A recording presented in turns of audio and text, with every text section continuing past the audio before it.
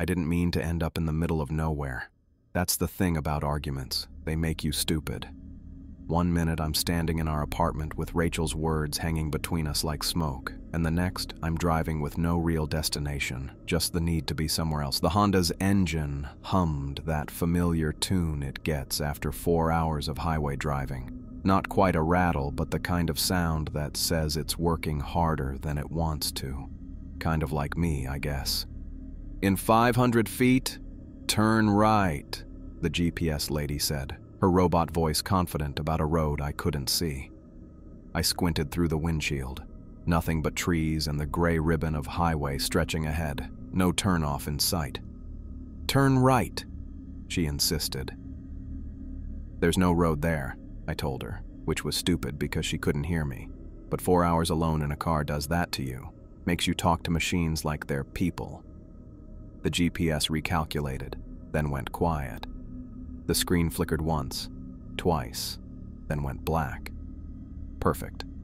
Just perfect. I tapped the screen, then unplugged it and plugged it back in. Nothing. Dead as a doorknob. I glanced at my phone sitting in the cup holder. The signal bars had disappeared about 20 minutes back. Welcome to the Oregon wilderness, I guess. The argument with Rachel kept playing in my head like a bad song you can't shake.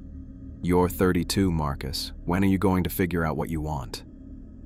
The way she'd looked at me. Not angry, just tired. That was worse somehow. I'd been at the same dead-end job for 5 years. Assistant manager at Office Depot wasn't exactly setting the world on fire. Rachel had just made partner at her law firm. The gap between us was getting wider, and we both knew it. The trees pressed in closer to the road as I drove deeper into the mountains. The late afternoon sun barely broke through the canopy, casting everything in premature twilight. My gas gauge had been flirting with empty for the last 15 miles. Should have filled up at that last station, I muttered. Another brilliant decision to add to today's list. I tried to remember the map I'd glanced at before leaving Portland. There should be a town somewhere ahead. Had to be. People lived out here, right? Loggers or miners or whatever people did in the mountains of Oregon. The Honda coughed once, a little warning hiccup that made my stomach tighten. Running out of gas out here would be the perfect end to a perfect day. Then I saw it, a wooden sign on the right side of the road, weathered and leaning slightly. Millbrook, it said. Pop. 847. Below that, someone had carved Esther 1887 into the wood. I slowed down, looking for the turnoff. Millbrook. Never heard of it. Wasn't on any of the maps I'd looked at, but then again, I hadn't been looking that closely. A town meant gas, maybe food, definitely a place to stop and figure out my next move. The road appeared suddenly. A narrow 2-lane blacktop branching off to the right, disappearing into the trees. No street sign. No marker except that weathered wooden welcome. I turned, the Honda's tires crunching on scattered gravel at the edge of the pavement. The road wound through thick forest for about 2 miles before the trees started to thin. The town appeared all at once, like someone had dropped it there between one blink and the next. Main Street, had to be Main Street, ran straight through Ypres, through the center of Millbrook. Old brick buildings lined both sides, most of them 2 stories tall with that western frontier look you see in old movies, the kind of place that probably had hitching posts 100 years ago. But something was off. I slowed the car to a crawl, trying to figure out what I was seeing. Every storefront was dark, not just closed for the night dark, but empty for years dark. Plywood covered most of the windows. Faded for lease signs hung in others, bleached by the sun until the words were barely visible. Population 847, my ass, I said. The place looked abandoned. I kept driving, passing what must have been a hardware store, a cafe, some kind of clothing shop. All closed, all empty. No cars parked along the curb. No people on the sidewalks. Just silence and that weird feeling you get when you're somewhere you shouldn't be. The gas gauge light blinked on. a tiny orange sun warning me I was running on fumes.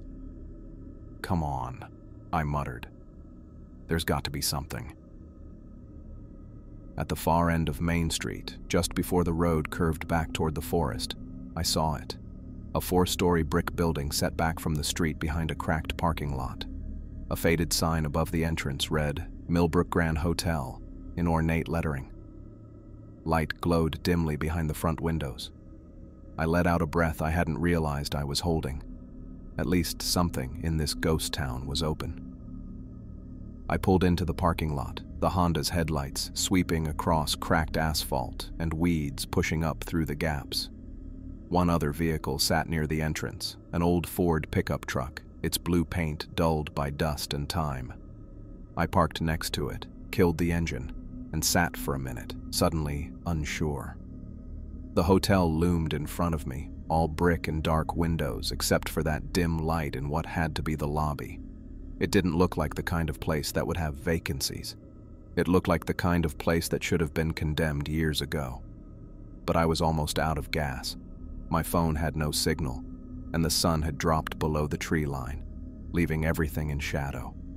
Not a lot of options. I grabbed my overnight bag from the back seat, packed in a moment of clarity before I'd stormed out of the apartment and got out of the car. The air smelled of pine and something else, something damp and slightly off, like wet newspaper left too long in the rain.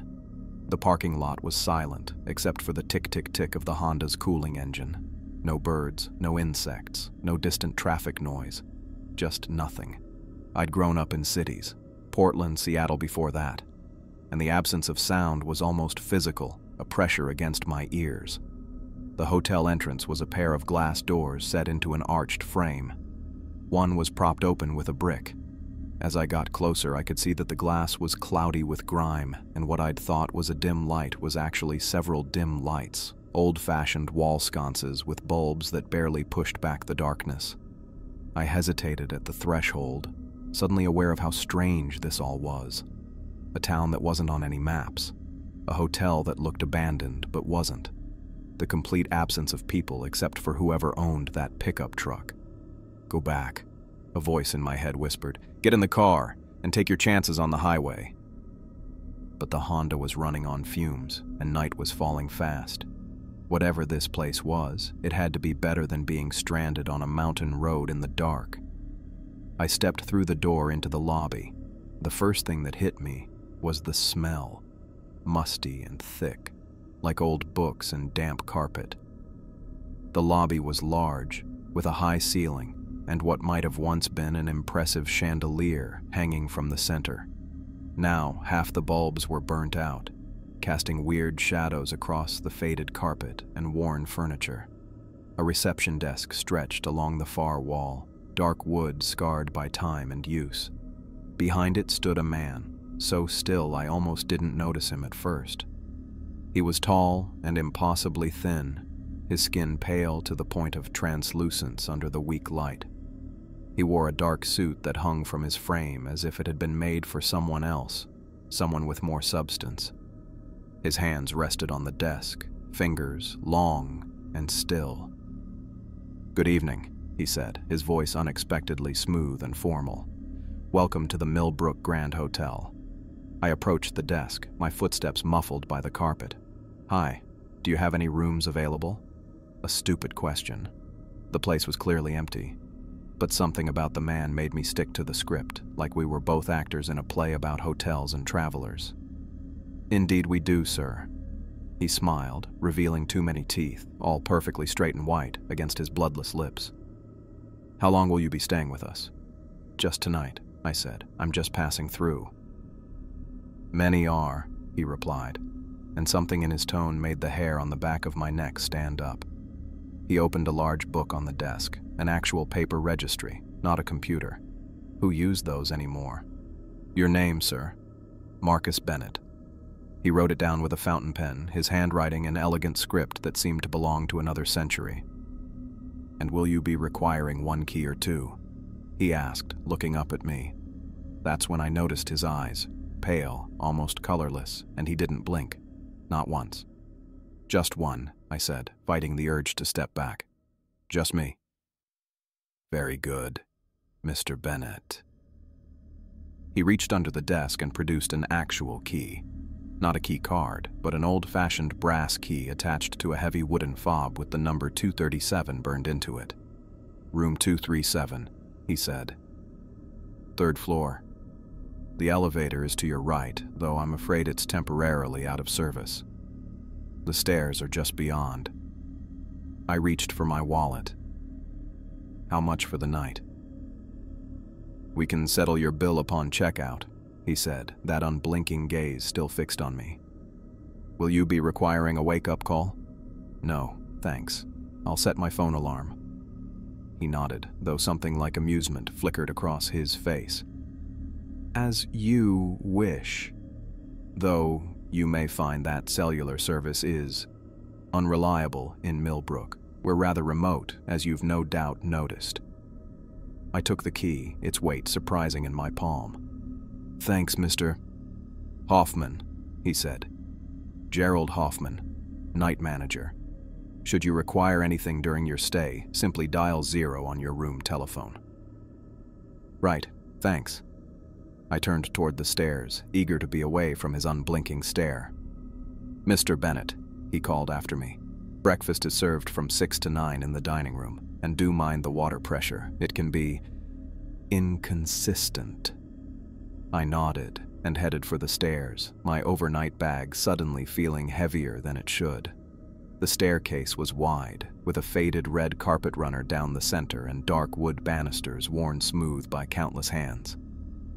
As I reached the first landing, I heard a sound behind me, a wet, slapping noise like bare feet on tile. I turned to see a man emerging from a hallway to the left of the reception desk. He was middle-aged and heavy-set, with thinning hair and the kind of sunburn you get from falling asleep by a pool. He wore nothing but swimming trunks and a white terry-cloth robe that hung open, revealing a pale, soft belly. "Evening," he called up to me, his voice echoing in the empty lobby. "New arrival, huh?" I nodded, not sure what else to do. He bounded up the stairs with surprising energy for a man his size, extending a damp hand as he reached me. "John Westbrook. Checked in yesterday. You picked a hell of a place to stay, friend." I shook his hand briefly, noting how cold and wet it was. Marcus Bennett, just here for the night. That's what I said too. He laughed, a booming sound that seemed too big for the quiet hotel. But this place grows on you, especially the pool. You been to the pool yet?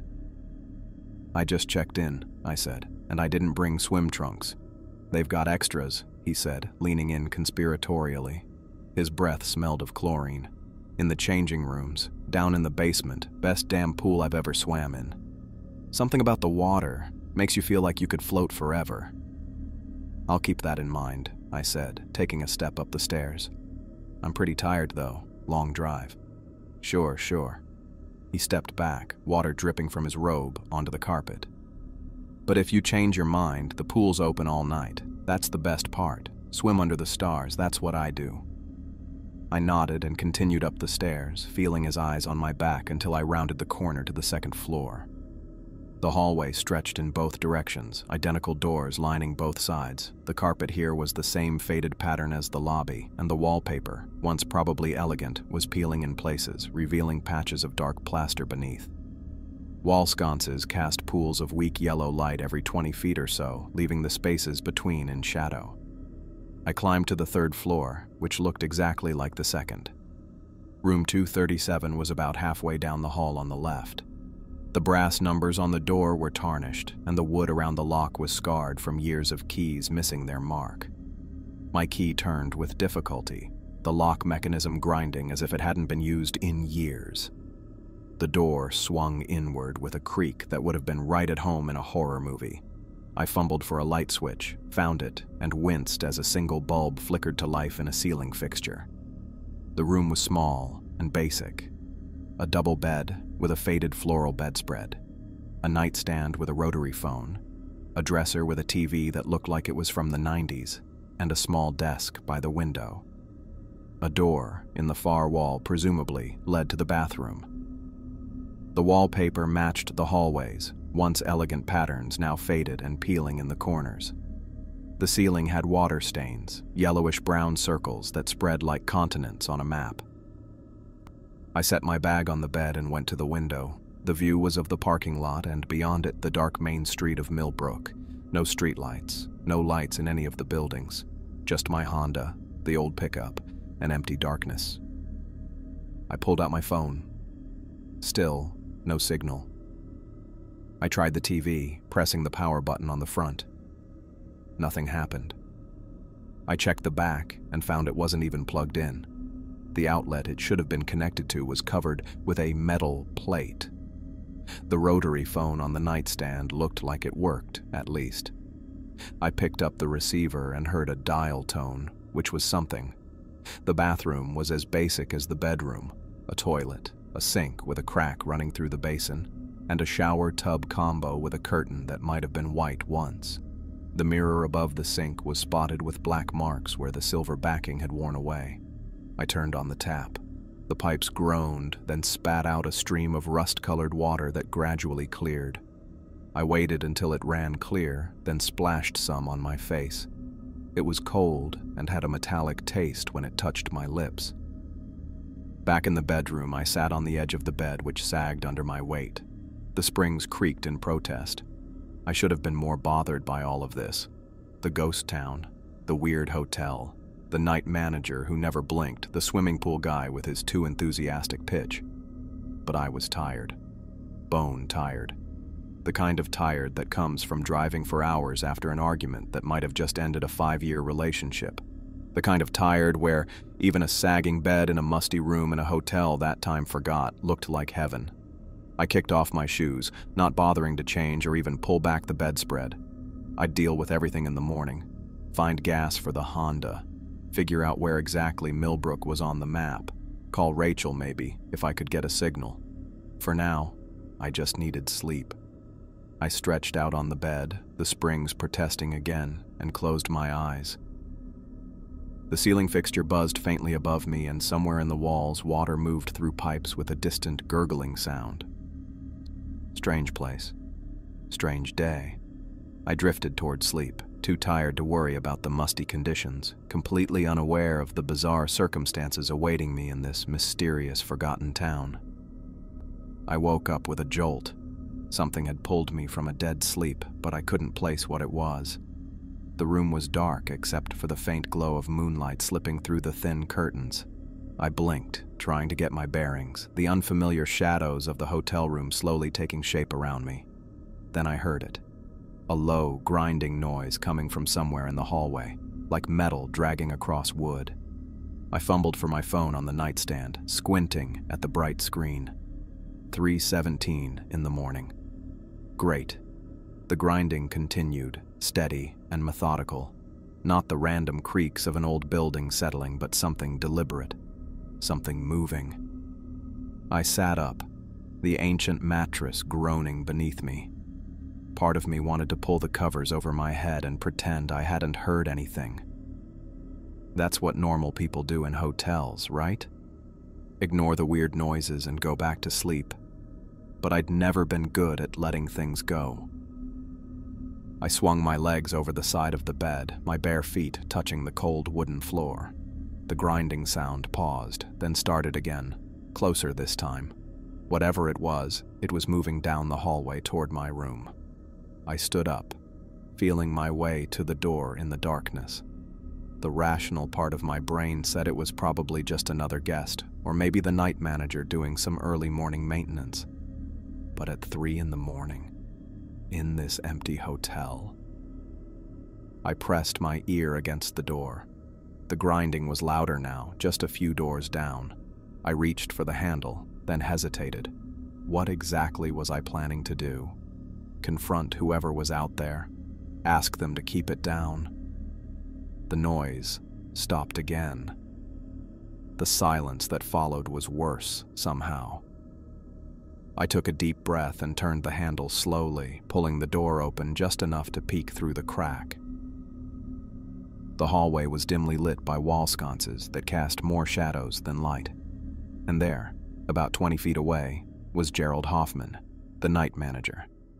He was pushing what looked like an old vacuum cleaner down the hall, moving with the same mechanical precision I'd noticed when I checked in. The vacuum's cord trailed behind him, unplugged. That explained the grinding noise. The vacuum's metal bottom was scraping against the wooden floor, leaving long gouges in its wake. But why would he be vacuuming at this hour, and why wasn't the damn thing plugged in? I watched as Gerald pushed the vacuum forward a few feet, then pulled it back, then forward again. His movements were robotic, his face blank. He didn't seem to care about the damage he was doing to the floor. I opened the door a little wider, thinking I should say something. The hinges creaked, and I froze, waiting for Gerald to look up. He didn't. He just kept pushing that vacuum, his eyes fixed straight ahead like he was sleepwalking. "Hey," I whispered, not wanting to startle him. No response. "Mr. Hoffman?" I said, a little louder this time. Still nothing. Either he couldn't hear me over the grinding noise, or he was ignoring me. Neither option made me feel any better. I stepped back into my room, leaving the door cracked open. I watched as Gerald continued his strange ritual, moving closer to my room with each pass. The vacuum left deep scratches in the floor, some of them splintering the wood. As he got closer, I could see his face more clearly in the dim light. His eyes were open but unfocused, like he was looking at something I couldn't see. His lips moved slightly, as if he was talking to himself, but I couldn't hear any words over the grinding of the vacuum. The whole scene felt wrong, like I was watching something I wasn't supposed to see. Gerald was almost at my door now. I held my breath, wondering if he would acknowledge me when he passed. But he didn't even glance my way. He just kept pushing that unplugged vacuum, scraping another groove into the floor. When he was directly in front of my door, I got a whiff of something damp and musty, like wet clothes left too long in a washing machine. It turned my stomach. I stepped back further into my room, suddenly not wanting to be seen. There was something about the way Gerald moved, something about his blank expression that made the hairs on the back of my neck stand up.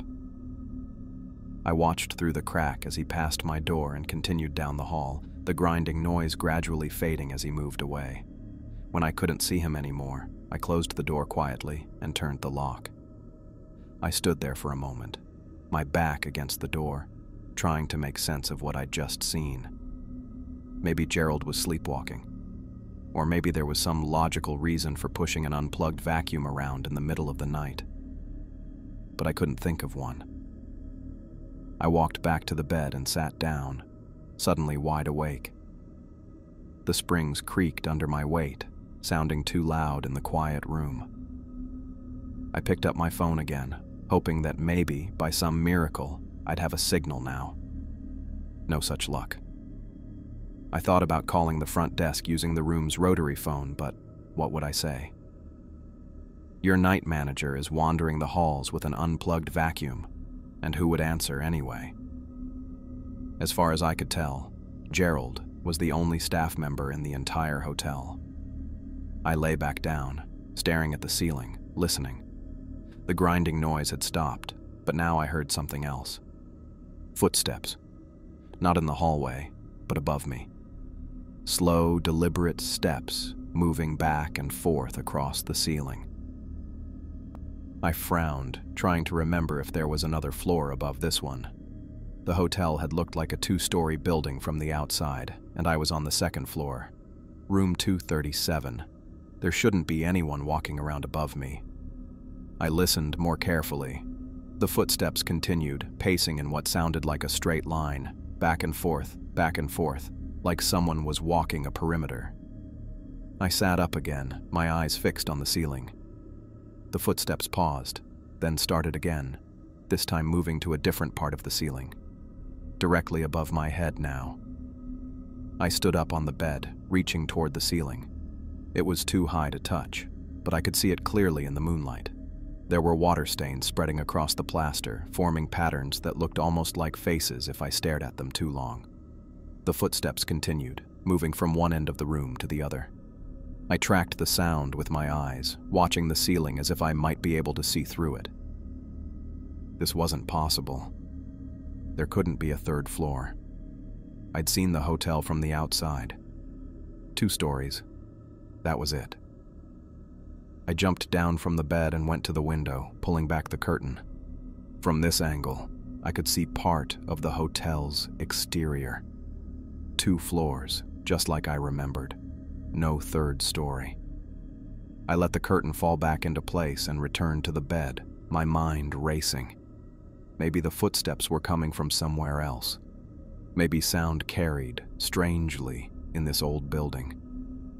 But no matter how I tried to rationalize it, the footsteps sounded like they were directly above me, on a floor that didn't exist. I lay back down, pulling the covers up to my chin like a kid, afraid of the dark. The footsteps continued for what felt like hours, that same steady pace. Back and forth, back and forth. Eventually, my exhaustion won out over my fear, and I drifted into an uneasy sleep. I woke to pale sunlight filtering through the curtains. For a moment, I forgot where I was. Then it all came rushing back. The argument with Rachel, the long drive, the strange hotel in the even stranger town, and the events of the night. Gerald, with his unplugged vacuum. The footsteps on a non-existent third floor. I rubbed my eyes, trying to convince myself it had all been a dream. But when I got out of bed and looked at the door, I could see where I'd left it cracked open during the night. Not a dream then. I needed a shower. Maybe that would help clear my head.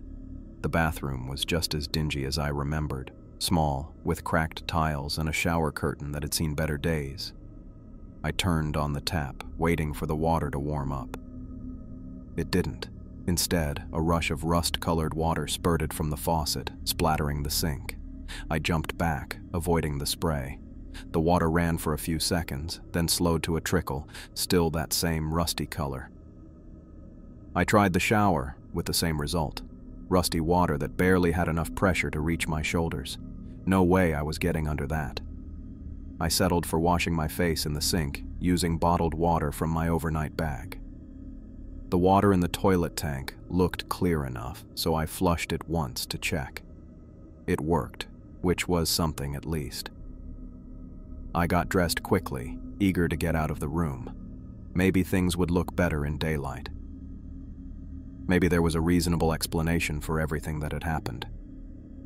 I grabbed my room key and headed downstairs, taking the stairs since I remembered the elevator was out of order. The lobby was empty when I reached it. No sign of Gerald behind the front desk. No sign of anyone, actually. I looked around, noticing details I'd missed the night before. The lobby furniture was old but had probably been nice once. Now it was worn and faded, with tears in the upholstery that had been poorly mended. The wallpaper was peeling in places, revealing patches of different patterns underneath, like the walls had been papered over multiple times without removing the old layers. I walked over to the front desk, thinking I might find Gerald in the back office. The desk was covered in a thin layer of dust, except for a clean spot where the guest register had been the night before. The register was gone now. "Hello?" I called out. My voice echoed slightly in the empty lobby. No answer. I noticed a doorway to the right of the desk with a sign that read, "Dining Room." My stomach growled, reminding me that I hadn't eaten since yesterday afternoon.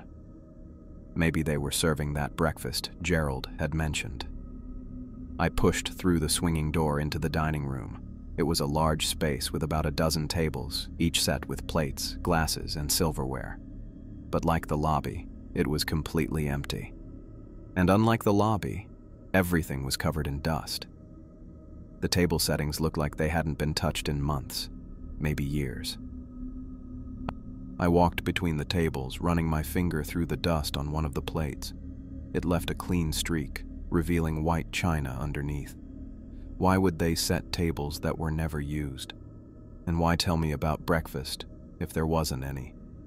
At the far end of the dining room was another door, this one marked Kitchen.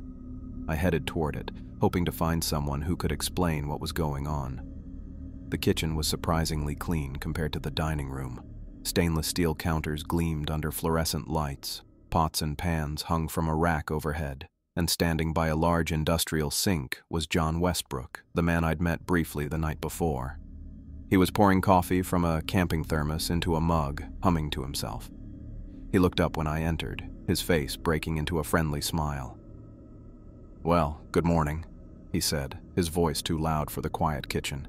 "You're up early. Hope you slept well?" I hesitated, not sure how much to say about my strange night. "Not really," I admitted. "Heard some weird noises." John nodded sympathetically. "Old buildings, you know how it is. They've got their own way of talking." He held up his thermos. "Coffee? Brought my own. The stuff they serve here isn't fit to drink." I nodded gratefully. "Thanks. I could use some." He grabbed another mug from a shelf and filled it, handing it to me. The coffee was strong and hot, exactly what I needed. "So," John said, leaning against the counter, "what brings you to Millbrook? Not exactly a tourist destination." "Just passing through," I said, taking another sip of coffee. "My GPS routed me this way. Wasn't planning to stay the night, but my gas was running low." John chuckled. "Yeah, GPS does funny things around here. Signal gets all scrambled in these mountains." He took a drink from his own mug. "Me, I come up here a couple times a year, for the fishing." I glanced around the empty kitchen. "Is there usually anyone else here? Staff, I mean." John shrugged. "Gerald handles most things. Don't need much staff when there aren't many guests." He grinned. "More peace and quiet for us, right?" I nodded, not sharing his enthusiasm. "I was told there'd be breakfast." "Ah," John said, his smile faltering slightly. "Yeah, that doesn't really happen anymore. Not enough guests to justify it, I guess. I usually bring my own food." He patted a small cooler by his feet that I hadn't noticed before. "Got some sandwiches if you're hungry." I shook my head. "I'll find something in town later." If there was anything in town. From what I'd seen driving in, Millbrook didn't look like it had much to offer. John finished his coffee and rinsed his mug in the sink. "Well, I'm heading down to the pool. Care to join me? Water stays surprisingly warm." There it was again, in the mention of the pool. I remembered John had brought it up the night before too. "I didn't bring a swimsuit," I said. John waved dismissively. "No one around to care if you go in your underwear, or there are some spare trunks in the changing room." He looked at me expectantly. "Come on, it'll wake you up better than that coffee." I hesitated. Part of me wanted to get in my car and drive as far away from this place as possible. But I still needed gas, and I was curious about this pool that John seemed so keen on. "Sure," I said finally. "I'll check it out." John's face lit up. "Great. Follow me." He led me back through the dining room and across the lobby to a door marked "Employees Only." Without hesitation, he pushed it open and gestured for me to follow. "Are we allowed back here?" I asked. John laughed. "Who's gonna stop us? Besides, it's the quickest way down." Beyond the door was a narrow staircase leading down, concrete steps with a metal handrail, lit by bare bulbs hanging from the ceiling. It looked like it went down much further than a single floor. John started down the stairs, his footsteps echoing in the stairwell. I followed, counting the steps out of habit. 20, 30, 40. We had to be well below ground level by now. The air grew cooler and damper as we descended. That musty smell I'd noticed upstairs was stronger here, mixed with the sharp scent of chlorine. Finally, the stairs ended at another door. John pushed it open, revealing a large room that took me by surprise. It was huge, much bigger than I would have expected based on the size of the hotel above. The ceiling was high, with exposed pipes and ducts running across it. The walls were tiled in faded blue and white, many of the tiles cracked or missing entirely. And in the center of the room was the pool. It was Olympic-sized, stretching from one end of the room to the other. The water was a murky green, not the clear blue you'd expect from a properly maintained pool. Around the edges were benches and a few plastic chairs, all looking like they'd been there for decades. "Impressive, isn't it?" John said, already stripping down to his swimming trunks, which he'd apparently been wearing under his clothes. They don't build them like this anymore. I walked to the edge of the pool, looking down at the water. It was hard to tell how deep it was, given the murkiness. How is this even possible? I asked, more to myself than to John. This room is way too big for the building.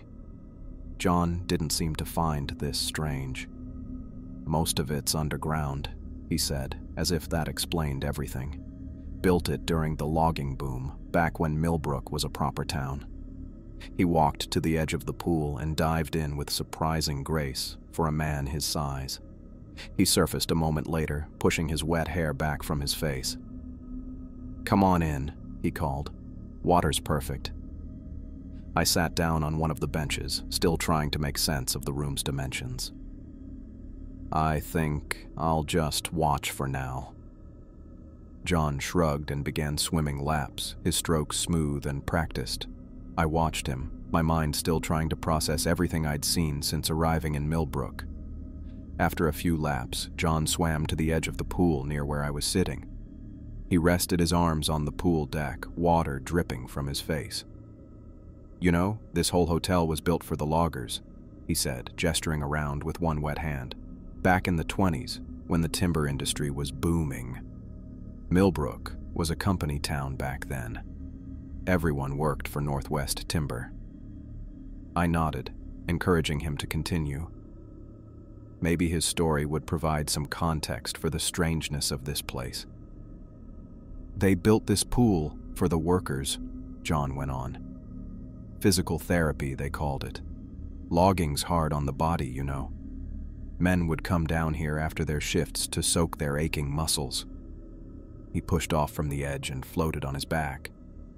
"The water comes from a hot spring under the building. That's why it stays warm." I looked at the green water with new skepticism. "A hot spring? Is it safe to swim in?" John laughed. "Been swimming in it for years. Never did me any harm." He rolled over and dived beneath the surface, staying under for what seemed like too long before coming up for air. "What happened to the logging industry?" I asked when he resurfaced. "The town looks pretty dead now." John's expression grew serious. "Accident at the mill, 1958. Bad one. Lot of men died." He swam closer to the edge again. "Town never really recovered. Northwest Timber pulled out a few years later. Most folks followed the jobs elsewhere." I looked around the vast, decaying pool room, trying to imagine it full of tired loggers soaking away their pains. "So why does the hotel stay open? Can't be making much money." John shrugged. "Some places just keep going, I guess. Habit, maybe." He pushed away from the edge again. "Gerald's family has run it for generations. Think his grandfather was the original manager." That caught my attention. "Gerald's family? He doesn't seem like... he's kind of... odd," John supplied with a grin. "Yeah, he's a strange one. But he keeps the place running, such as it is." He dived under again, swimming toward the deep end. I watched him, thinking about Gerald's midnight vacuuming and those impossible footsteps above my room. There was something very wrong about this place. Something beyond just being an old, failing hotel in a dying town. John continued swimming laps while I sat on the bench, listening as he explained Millbrook's logging history. I was still thinking about Gerald's midnight vacuuming when I noticed a change in the room. The air got heavier somehow. John was mid-sentence about how the logging company used to give workers free passes to the pool when I saw movement at the doorway. Gerald Hoffman stood there watching us. His suit, that same dated dark suit from last night, was dripping wet. Not damp like he'd been caught in the rain. Soaked through. Water pooled around his polished shoes on the concrete floor. "Gentlemen," he said, his voice flat, "I must inform you that the pool facilities are closing for maintenance." John stopped swimming and treaded water near the edge. "Maintenance? You didn't mention anything about maintenance when I checked in." "Circumstances have changed," Gerald said. "The pool requires immediate attention." I'd been sitting on that bench for maybe 20 minutes, and in that time the pool room had started to feel almost normal. Strange, but normal, if that makes any sense. The way Gerald just appeared, dripping wet, but acting like it was nothing. That brought all my unease rushing back. "When will it reopen?"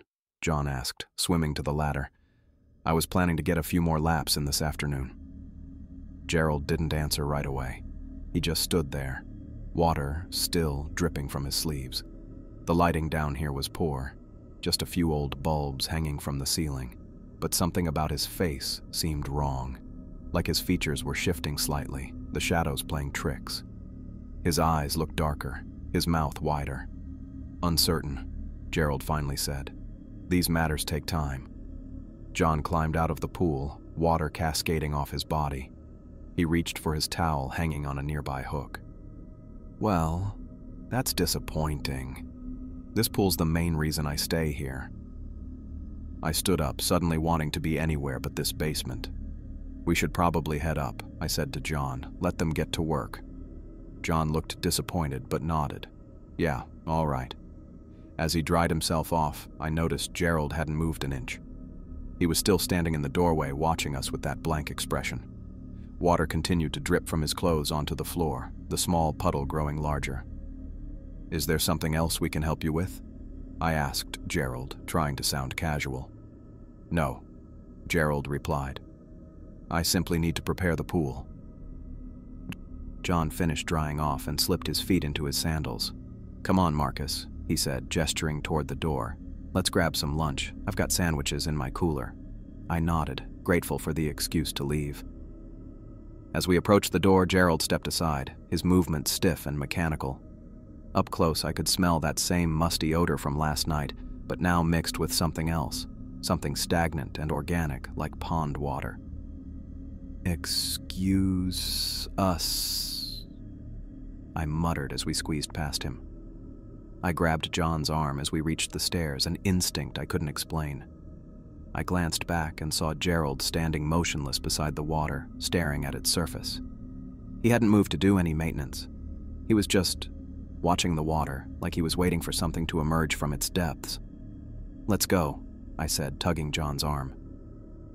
We climbed the stairs in silence.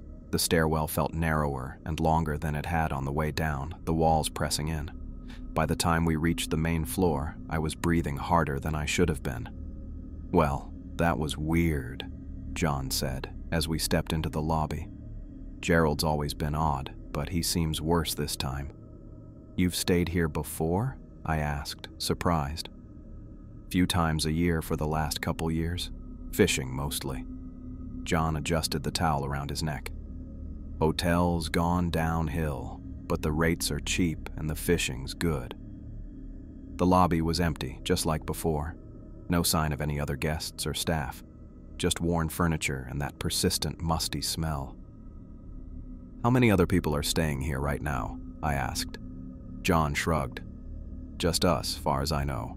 Place is never busy. Sometimes there's a couple passing through, but mostly it's just me and old Gerald." That didn't make me feel any better. I'd been hoping there were other guests I just hadn't seen yet. "Listen," John said, "I need to grab something from my room. Meet you back here in a few minutes for those sandwiches." "Sure," I said. "Which room are you in?" 104, he replied. "First floor, just down that hall." He pointed to a corridor leading off the lobby. "Won't be long." I nodded and watched him walk away, his flip-flops making wet slapping sounds against the worn carpet. When he disappeared around the corner, I sat down in one of the lobby chairs, wincing at the cloud of dust that puffed up. My phone still showed no signal. I checked the time, just past 11 in the morning. I'd need to get gas soon if I wanted to leave today. The thought of spending another night here made my skin crawl, especially after seeing Gerald in the pool room. I waited for John, watching the minutes tick by on my phone. 5 minutes, 10 minutes, 15. The lobby remained silent except for the occasional creak from somewhere in the building. Old buildings make noise, I told myself. They settle. At 20 minutes, I started to worry. How long did it take to grab something from a room? Maybe John had decided to shower or change clothes, but he'd said he wouldn't be long. I stood up, brushing dust from my jeans. The lobby felt colder now, or maybe that was just me. I walked down the corridor John had taken, looking for room 104. The hallway was dimly lit, with wallpaper peeling in long strips like dead skin. Room 104 was at the end of the hall. I stood outside for a moment, listening. No sounds came from inside. No shower running, no movement. "John?" I called, knocking on the door. No answer. I knocked again, louder this time. "John? You in there?" Still nothing. I tried the handle, not expecting it to turn, but it did. The door was unlocked, more than unlocked. It was slightly ajar. "John?" I pushed the door open slowly. "Sorry to barge in, just wanted to check if you were..." The room was empty. No sign of John.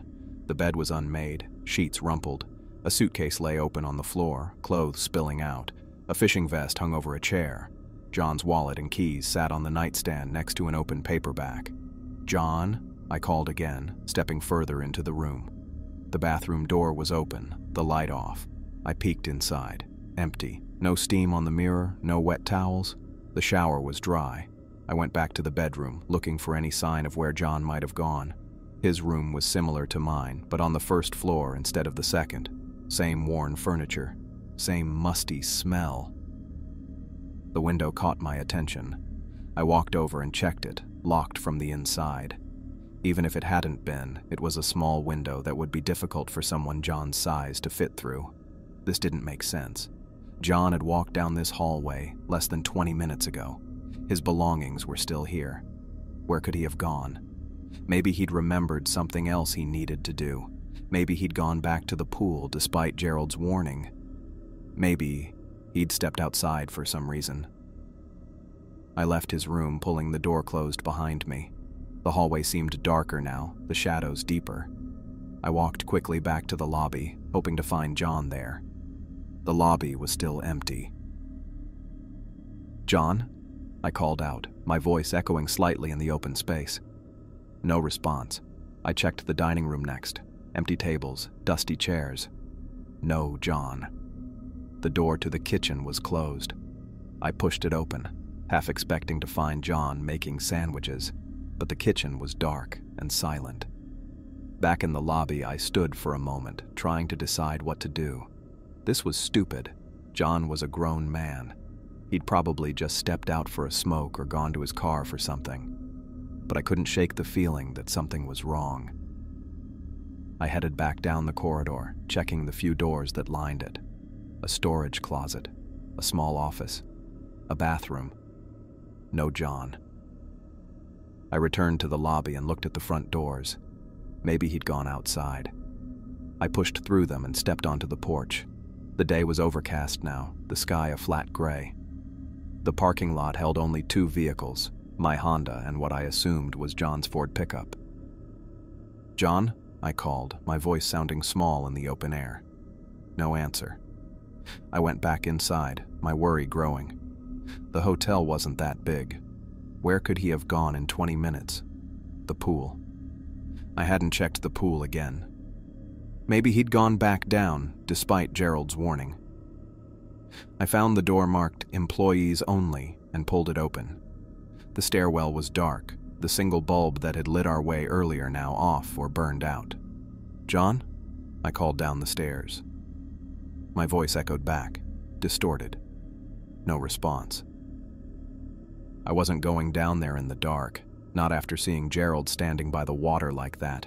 I returned to the lobby, my hands starting to shake slightly. This was ridiculous. John was fine. He'd turn up any minute with a perfectly reasonable explanation for where he'd been. But the hotel felt different now. Emptier somehow, if that was possible. The silence had weight to it, pressing against my ears. I decided to check the second floor, where my room was. Maybe John had come looking for me while I was searching for him. The stairs creaked under my feet as I climbed. The second floor hallway was identical to the first. Same peeling wallpaper, same worn carpet. I walked its length, calling John's name, checking the few unlocked doors I found. No sign of him. I went back downstairs, my unease growing with each passing minute.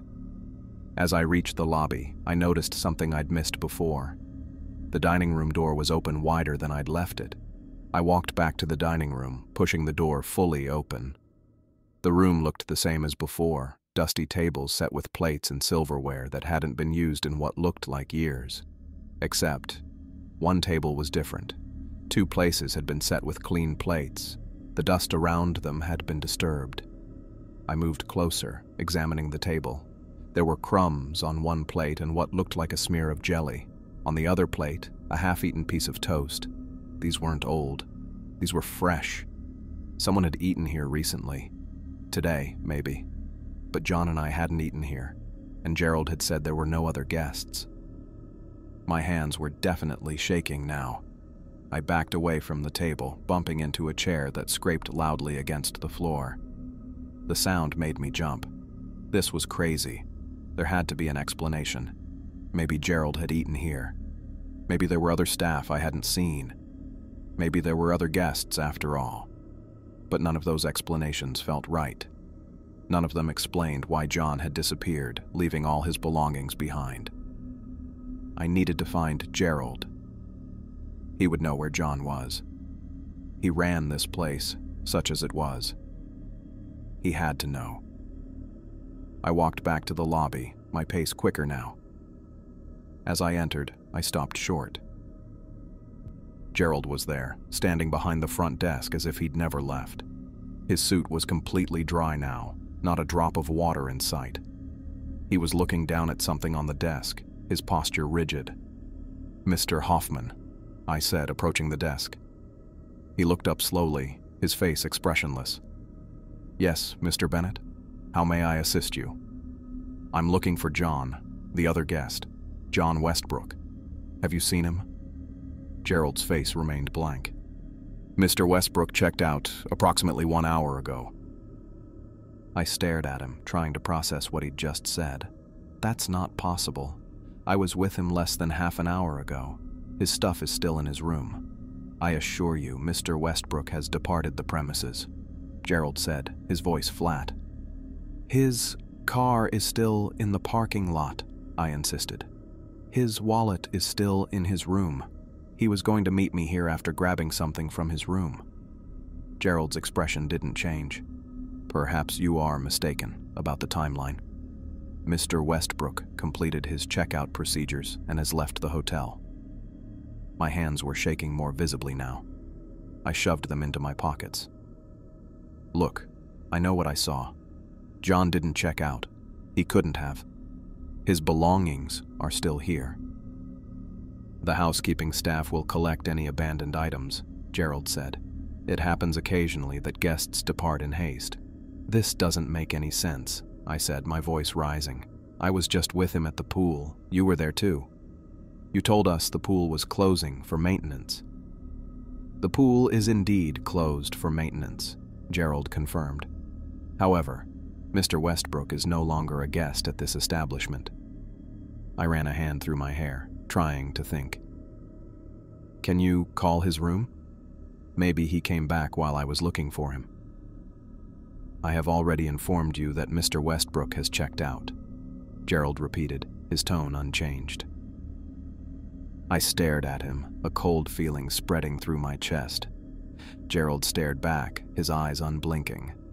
"I want to see the guest register," I said suddenly. "You must have a record of him checking out." "I'm afraid our registration system is not available for guest inspection," Gerald replied. "It contains confidential information." "Then call the police," I said. "Something's happened to John. People don't just vanish." Gerald's lips curved upward in what I suppose was meant to be a smile, but it didn't reach his eyes. "I assure you, nothing untoward has occurred. Mr. Westbrook simply completed his stay and departed."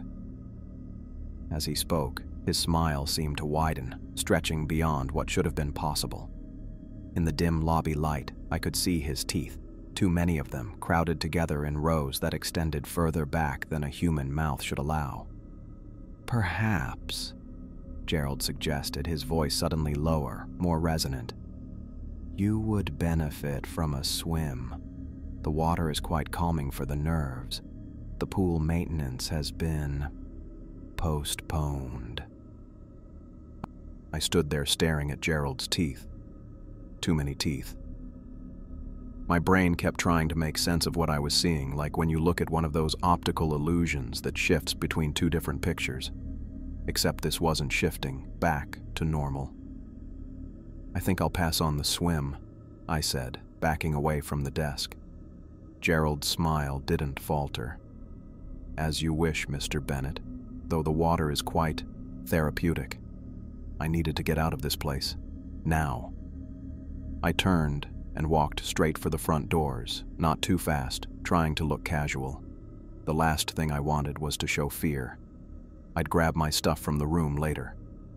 First priority was getting to my car. I pushed against the heavy wooden door. It didn't move. Must be stuck. Old building, warped wood. I pushed harder, putting my shoulder into it. Nothing. The door felt like it was made of concrete. "Is there a problem, Mr. Bennett?" Gerald's voice came from directly behind me. I jumped and spun around. He was standing maybe 3 feet away. I hadn't heard him move from behind the desk. "Door's stuck," I said, trying to keep my voice steady. "Oh?"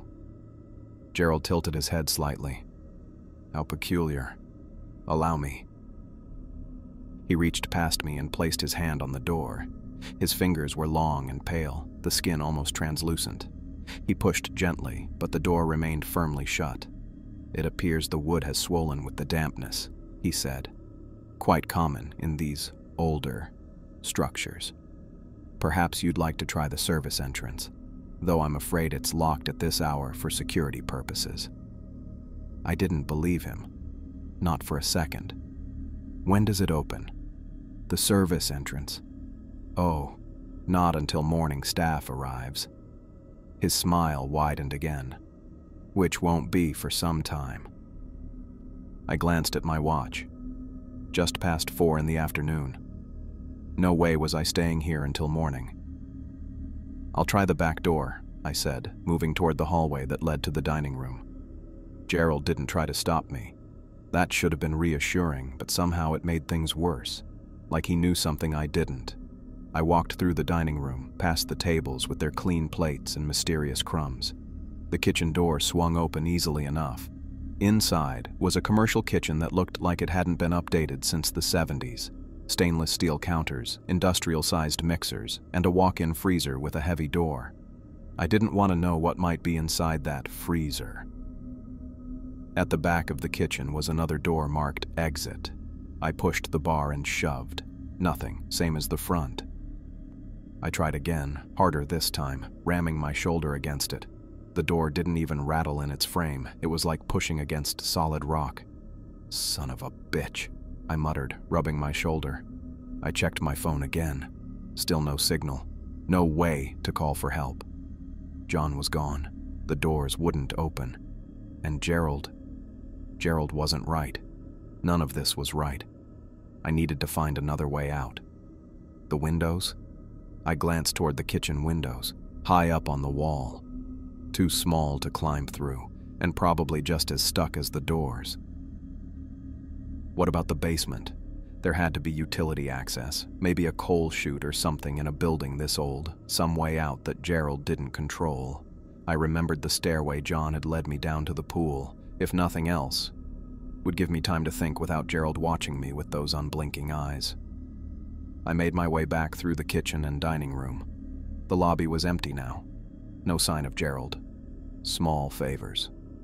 I found the door marked Employees Only and pulled it open. The narrow staircase stretched down into darkness. I flicked on my phone's flashlight and started down, one hand on the damp wall for balance. The stairs seemed to go deeper than I remembered from earlier. The air grew colder with each step, carrying that same musty smell I'd noticed when Gerald passed my door in the night. When I reached the bottom, I swept my light across the pool room and froze. The pool wasn't the same. The water wasn't murky green anymore. It was black. Completely black, like someone had filled it with ink. And the smell? Jesus. Earlier it had smelled of chlorine and minerals. Now it reeked of decay, like something had died in there. Maybe lots of somethings. I covered my nose with my sleeve and moved along the edge of the pool, keeping as far from the water as possible.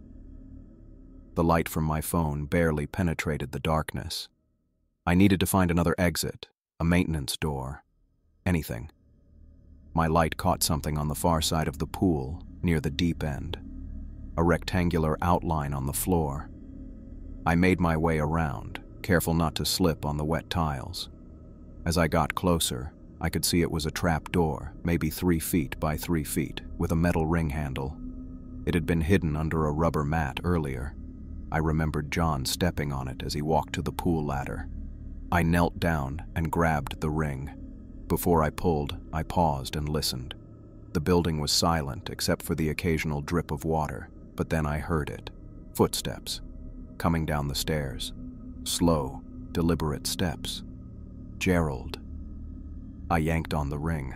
The trapdoor was heavy, but it lifted with a scraping sound that seemed impossibly loud in the quiet room. Below was darkness, and the top of a metal ladder bolted to a concrete shaft. The footsteps reached the bottom of the stairs. I didn't look back. I swung my legs over the edge and found the first rung with my feet. I started climbing down, pulling the trapdoor closed above me. It fell with a dull thud that echoed in the shaft. I descended as quickly as I dared, counting the rungs. 10, 15, 20. How deep did this go? The metal was cold and slick under my hands. My phone was clenched between my teeth, the light pointing downward, showing more ladder disappearing into darkness. After 30 rungs, my feet touched solid ground. I took the phone from my mouth and swept the light around. I wasn't in a room or a corridor. I was in a cave, a massive natural cavern that stretched beyond the reach of my light. The walls glistened with moisture, reflecting the beam in hundreds of tiny points like stars. The floor was uneven, natural stone with shallow pools of water collected in the low spots. The air was cold and damp, with that same smell of decay, stronger now. I moved forward carefully, my light catching strange formations hanging from the ceiling. Stalactites, I guess they're called. Water dripped from their points, each drop echoing in the vast space. My foot hit something that clattered across the stone. I swung my light down. A bone. A human bone. A femur, I think. Long and yellowed with age. I stepped back and raised my light. The floor in front of me was littered with bones. Hundreds of them. Thousands, maybe. Some scattered randomly, others arranged in complete skeletons. Some still had scraps of clothing clinging to them, a shoe here, the remains of a jacket there. A watch still circled the wrist bones of one skeleton near my feet. I'd found the missing guests of the Millbrook Grand Hotel. I backed away, my breath coming in short gasps. This couldn't be happening. Places like this didn't exist in the real world. This was some kind of nightmare, but I knew it wasn't. The cold air on my skin, the smell filling my nostrils, the solid stone beneath my feet. It was all too real. I swept my light in a wide arc, looking for a way out, trying not to focus on the remains scattered everywhere. That's when I saw him. John Westbrook. Or what was left of him. He was lying on his back about 20 feet away, still wearing his swim trunks. But his body, it was wrong. His skin had turned gray and was sloughing off in places, exposing muscle and bone beneath. His abdomen was distended, bloated with decomposition gases. His eyes were gone, leaving empty sockets that stared blindly at the cavern ceiling. He looked like he'd been dead for weeks, not hours. I stumbled backward, nearly falling over a pile of bones. This wasn't possible. I'd just seen John this morning. We'd talked. He'd been swimming in that pool, that black pool. Mr. Bennett. The voice echoed through the cavern, coming from everywhere and nowhere. It was Gerald's voice, but different now. Deeper, resonant, with harmonics that no human throat could produce. "You're being quite troublesome." I spun around, pointing my light toward the ladder. No one was there. "Most guests are content to stay in their rooms," the voice continued. "To sleep, to dream, Until they're ready. Ready for what? I called out, immediately regretting it. I didn't want to know the answer. A low chuckle reverberated through the cave.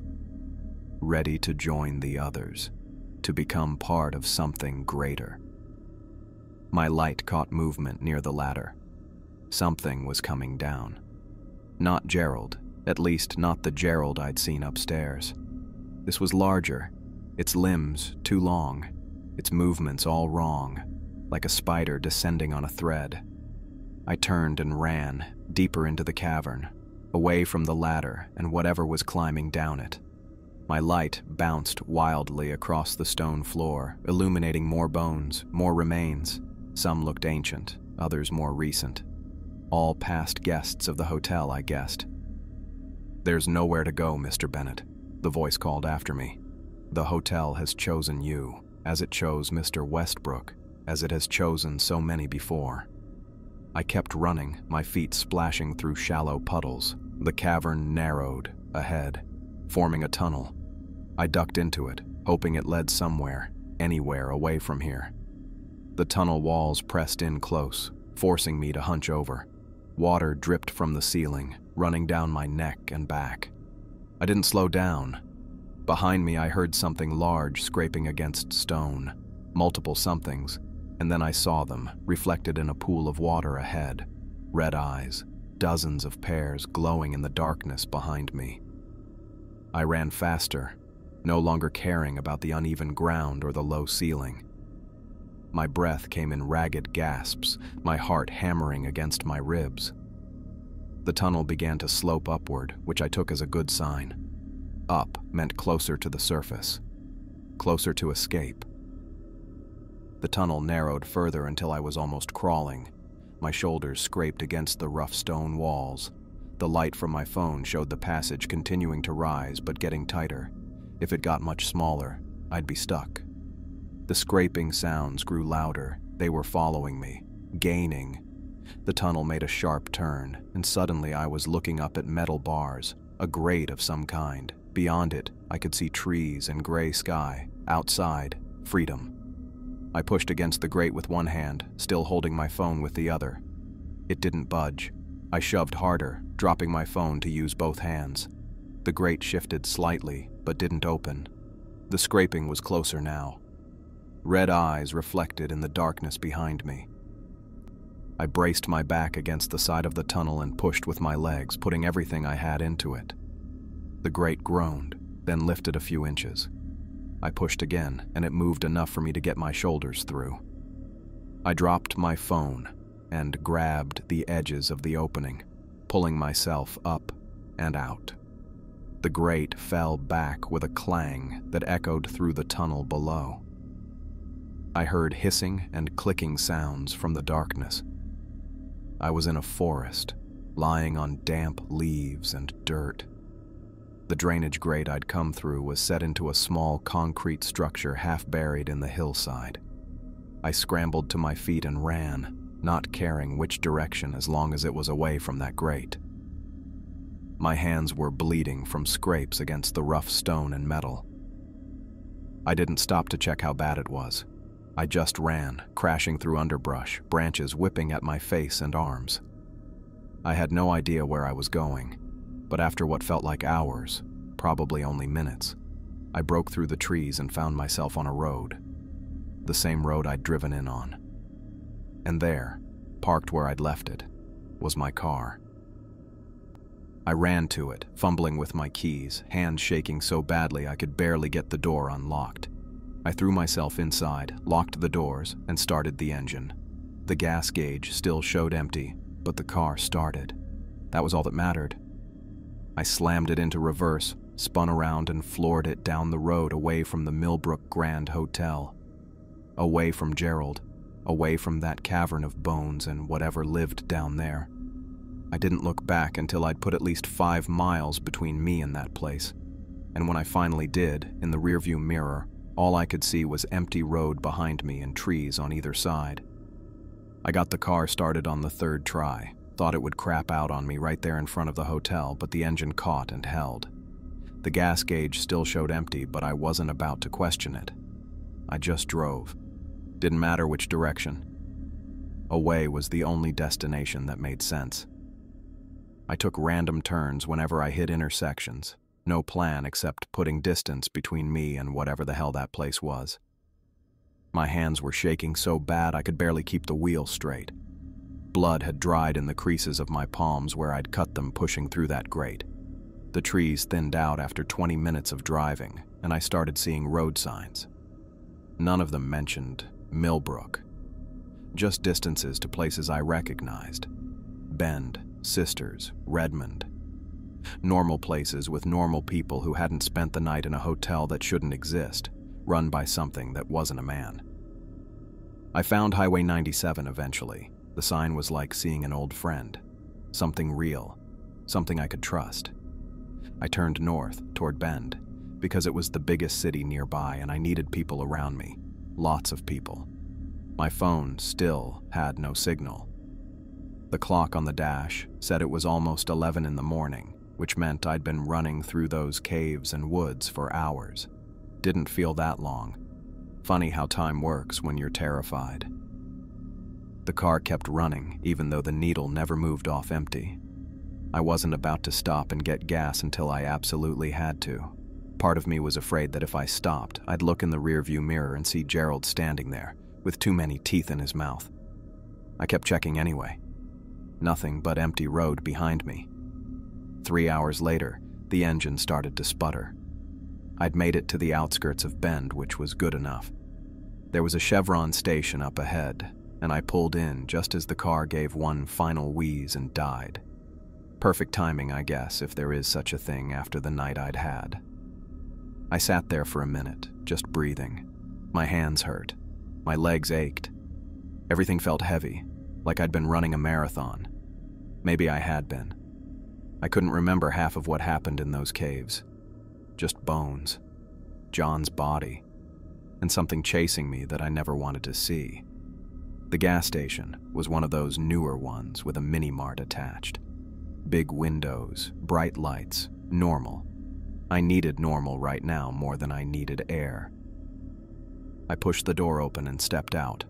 My legs nearly buckled, had to lean against the car until they remembered how to work properly. When I finally made it inside the store, the teenage clerk looked up from his phone and did a double take. Holy shit, man. You okay? I must have looked worse than I thought. I glanced down at myself.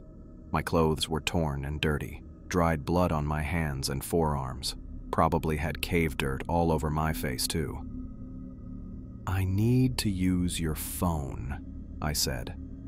My voice came out rough, like I hadn't used it in days. The kid, his name tag said Kyle, reached under the counter and pulled out a landline. Here, you want me to call someone for you? Like an ambulance or something?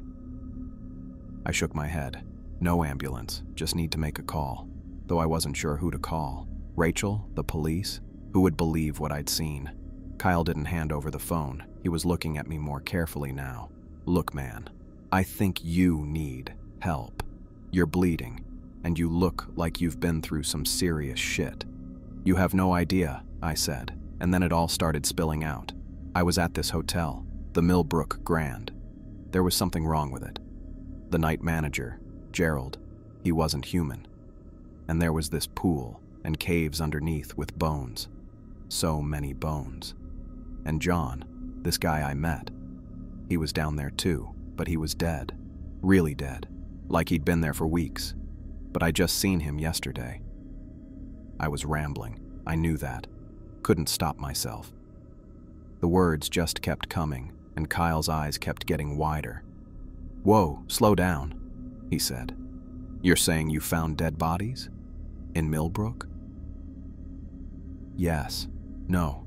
I don't know if it was really Millbrook. The town looked abandoned. Just the hotel had lights on, and now I'm thinking maybe the town wasn't even there at all, like it was some kind of... I stopped myself before saying, ghost town. Sounded too crazy, even though that's exactly what it felt like. Kyle picked up the phone. I'm calling 911. I didn't stop him. Maybe that's what I should have done in the first place instead of running. But running was what I was good at. Running from problems with Rachel, running from career decisions, running from that thing in the cave. While Kyle talked to the dispatcher, I leaned against the counter. My legs still felt weak. The fluorescent lights in the store were too bright, making my head hurt. But they were real. This place was real. "They're sending someone," Kyle said after hanging up. "Sheriff's Department. Should be here in like 10 minutes. He grabbed a bottle of water from a cooler behind the counter and handed it to me. "Here, on the house." I took it with shaking hands. "Thanks." "So this hotel," Kyle said, leaning on the counter. "Where exactly was it?" "I don't know. I got lost. Turned off the highway somewhere after Sisters. The GPS went weird. Started telling me to turn where there wasn't a road, then recalculated and went silent. I twisted the cap off the water bottle and drank half of it in one go. Then I found this road that led to Millbrook, but the town looked abandoned. Empty storefronts, no people, just this old hotel with a light on." Kyle nodded slowly. "And you stayed there? In an abandoned town?" It was late, I was tired, and the hotel didn't look abandoned. It had a night manager, Gerald. Just saying his name made my skin crawl. There was another guest too, John Westbrook. "The one you said was dead?" "Yeah, I found his body in the caves. But I'd just seen him earlier. He took me to the pool." Kyle's expression was hard to read, probably thought I was nuts. Hell, I was starting to think I was nuts too. Maybe I'd hallucinated the whole thing. Hit my head somewhere and dreamed it all up. But the cuts on my hands were real. The dirt on my clothes was real. The smell of that cave was still in my nose, damp and rotten and wrong. "You said there were bones?" Kyle asked. "Lots of them, all over the cave floor, human bones." I finished the water. I think they were other guests, people who checked in and never checked out. Kyle was quiet for a moment. "That's messed up, man." A police cruiser pulled into the parking lot, lights flashing but no siren. Sheriff's Department, like Kyle had said. I watched through the window as a deputy got out and approached the store. Female, mid-30s maybe, with dark hair pulled back tight. She entered the store and looked directly at me. "Sir, I'm Deputy Rodriguez with the Deschutes County Sheriff's Department. Kyle here says you've had some trouble." Her voice was calm, professional, the kind of voice you use with someone who might be dangerous or unstable. I didn't blame her. I probably looked like both. "Yes," I said. "I found something. Something bad. Why don't we sit down and you can tell me about it?" She gestured to a small table in the corner of the store where people could eat the hot food items Kyle sold. I followed her over and sat down heavily. Deputy Rodriguez pulled out a notepad. "Let's start with your name." "Marcus Bennett." "And where are you from, Mr. Bennett?" "Portland." She wrote it down. "Can I see some ID?" I reached for my wallet, found it in my back pocket, and handed over my driver's license. She examined it, wrote something down, and handed it back. "Okay, Mr. Bennett, tell me what happened. Take your time." So, I did. I told her everything, from the argument with Rachel to getting lost, finding Millbrook, checking into the hotel, meeting John, Gerald's midnight vacuuming, the pool, John's disappearance, the locked doors, the cavern full of bones, and my escape through the forest. I tried to stick to facts, to what I saw and heard, not what I thought it all meant. Deputy Rodriguez wrote it all down without comment. Her face gave nothing away, no disbelief, no judgment, just listening and writing. When I finished, she flipped her notebook closed. "That's quite a story, Mr. Bennett. I know how it sounds. Can you give me the exact location of this hotel?" I shook my head. "I don't know. I was lost. But it was off Highway 20, somewhere west of Sisters. Maybe 15 or 20 miles. The town was called Millbrook." She nodded. "And you're certain about the name?" "Yes. There was a sign when I turned off the highway. Welcome to Millbrook." Deputy Rodriguez stood up. "Wait here, please." She walked back to her cruiser and got on the radio. I watched her through the window, talking and nodding. After a few minutes, she came back inside. "I've dispatched units to the area you described. They'll look for the town and the hotel." She sat down again. "In the meantime, I think we should get you checked out at the hospital. Those cuts need attention, and you might have other injuries you're not aware of." "I'm fine," I said automatically, though I wasn't sure that was true. "It's standard procedure, Mr. Bennett. After what you've been through, it's important to make sure you're okay." I didn't argue. The thought of a hospital, another place with bright lights and people and reality, sounded good right now. "Can I get my car towed there? It's out of gas." "We'll take care of it," she said. "Let's go in my cruiser." I followed her outside. Kyle gave me a little wave as we left. "Hope you're okay, man." The deputy's cruiser was clean and smelled like pine air freshener. I sat in the back, behind the cage, which made me feel like a criminal even though she hadn't arrested me. The seat was hard plastic, uncomfortable, but I was too tired to care.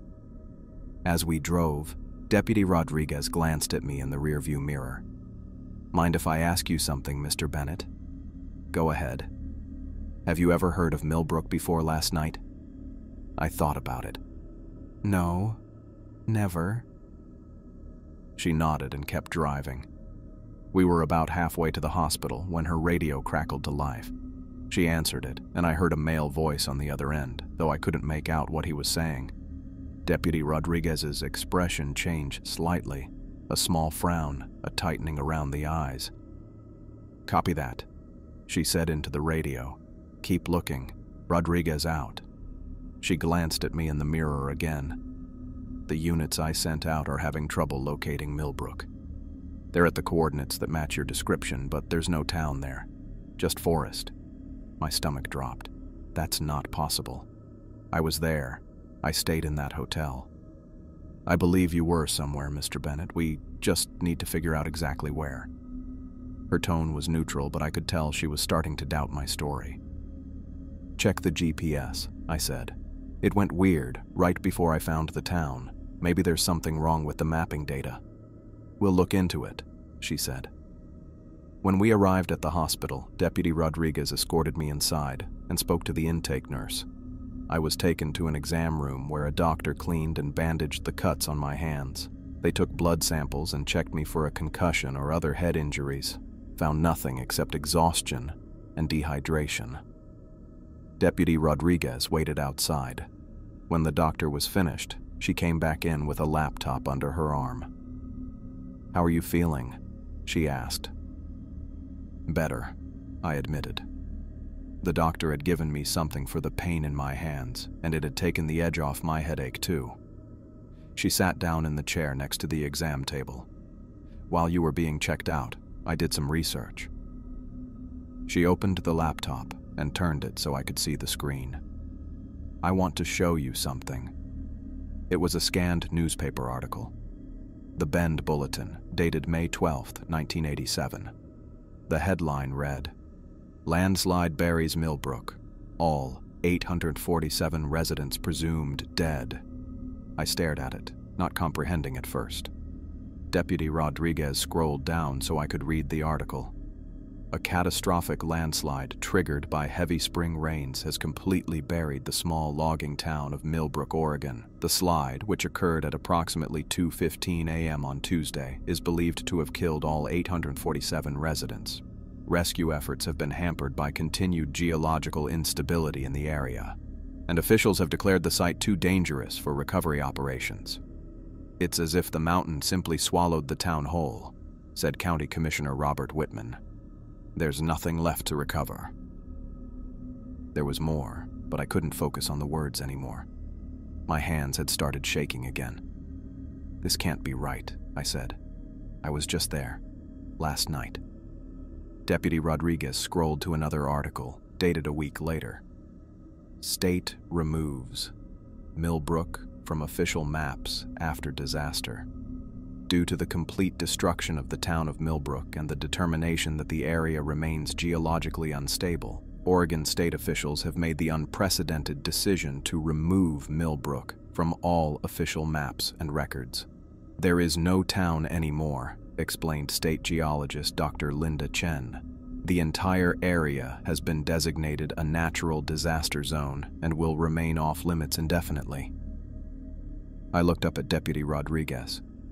I don't understand. Neither do I, she said. But according to these records, Millbrook hasn't existed for over 30 years. It was completely buried in a landslide, and the state removed it from all maps rather than attempt recovery of the bodies. The room seemed to tilt around me. I gripped the edge of the exam table to steady myself. But I was there, I said again, my voice barely above a whisper. I stayed in that hotel. I talked to people. Deputy Rodriguez closed the laptop. Her expression had changed. Not skeptical anymore, but concerned. Maybe even a little afraid. Mr. Bennett, she said carefully, I think you spent the night in a ghost town that somehow still exists, trapping travelers who unwittingly find their way there. I spent 3 days in a hospital room that felt like a prison cell, white walls, a bed with rails, and a door that locked from the outside. They called it observation, but I knew what it really was. They thought I was crazy. The first day was the worst. A psychiatrist with wire-rimmed glasses and a voice like sandpaper asked me the same questions over and over. Where was I going when I found Millbrook? What was I running from? Did I have a history of hallucinations? Had I taken any drugs? I wasn't hallucinating, I said for what felt like the 100th time. I was there. I saw it. I touched it. The doctor, Reinhardt, I think his name was, made a note on his clipboard. Mr. Bennett, you're describing a town that was destroyed by a landslide 35 years ago. I know what the records say, but I was there. He looked at me over those glasses. And you believe you found human remains in a cave beneath this hotel? Yes. And the night manager? Gerald. Gerald, you say he had too many teeth? I didn't answer that one. It sounded crazy even to me. Dr. Reinhardt sighed. Mr. Bennett, you've experienced a traumatic event. Your mind is trying to make sense of it through confabulation, creating false memories to fill gaps in your recollection. That's not what happened. You were found severely dehydrated at a gas station with cuts on your hands and signs of extreme stress. The most likely explanation is that you had a stress-induced psychotic episode. I wanted to grab him by his starched collar and tell him about the bodies, about John's half-decomposed face, about the way Gerald's smile stretched too wide. But I'd already told him all that, and it hadn't made a difference. By the second day, I stopped arguing. What was the point? Deputy Rodriguez had believed me, at least a little. She'd seen something in those newspaper articles that scared her, but she wasn't here, and nobody was listening to me anyway. The nurses were nice enough. They brought me food on plastic trays and didn't talk to me like I was broken. One of them, Diane, her name tag said, snuck me a real cup of coffee instead of the watered-down stuff they served at breakfast. You don't seem crazy to me, she said, handing me the paper cup. Just scared. I took the coffee. Thanks. My grandmother used to tell stories about places in these mountains that weren't always there. Places that showed up when they wanted to, not when you were looking for them. I looked up at her, but she just patted my shoulder and left. On the third day, Dr. Reinhardt came back with discharge papers. We're releasing you today, Mr. Bennett. I've prescribed a mild anti-anxiety medication and recommended follow-up therapy sessions. He handed me a stack of papers. The good news is there's no indication of any underlying psychiatric disorder. What you experienced was most likely an acute stress reaction, possibly triggered by your relationship difficulties. I nodded. Not both. I nodded, not bothering to argue. They'd made up their minds, and I'd made up mine. I knew what I'd seen. I've called the contact person you provided, he said, checking his notes. Rachel Morrison? She's on her way to pick you up. Rachel. I hadn't thought about our fight since I'd escaped that hotel. It seemed so small now, so distant, like it had happened to someone else. Thanks, I said, because that's what you say. Dr. Reinhardt stood up. "Mr. Bennett, I want to emphasize the importance of following up with therapy. These episodes can recur if the underlying stressors aren't addressed. I'll keep that in mind." He left me alone with my discharge papers and a plastic bag containing my clothes. They'd been washed, but I could still see the dirt stains on my jeans. The only proof I had that any of it had happened. I changed out of the hospital gown, feeling the weight of real clothes again. My wallet was in the pocket where I'd left it. My phone was dead. When I walked out to the waiting room, Rachel was already there. She stood up when she saw me, and for a second, neither of us moved. Then she crossed the room and wrapped her arms around me. "Marcus," she said into my shoulder. God, I was so worried. I hugged her back, surprised at how good it felt. "I'm okay." She pulled away to look at me. "You don't look okay." "Thanks." "No, I mean..." She stopped, her eyes widening slightly. "Your hair. What about it?"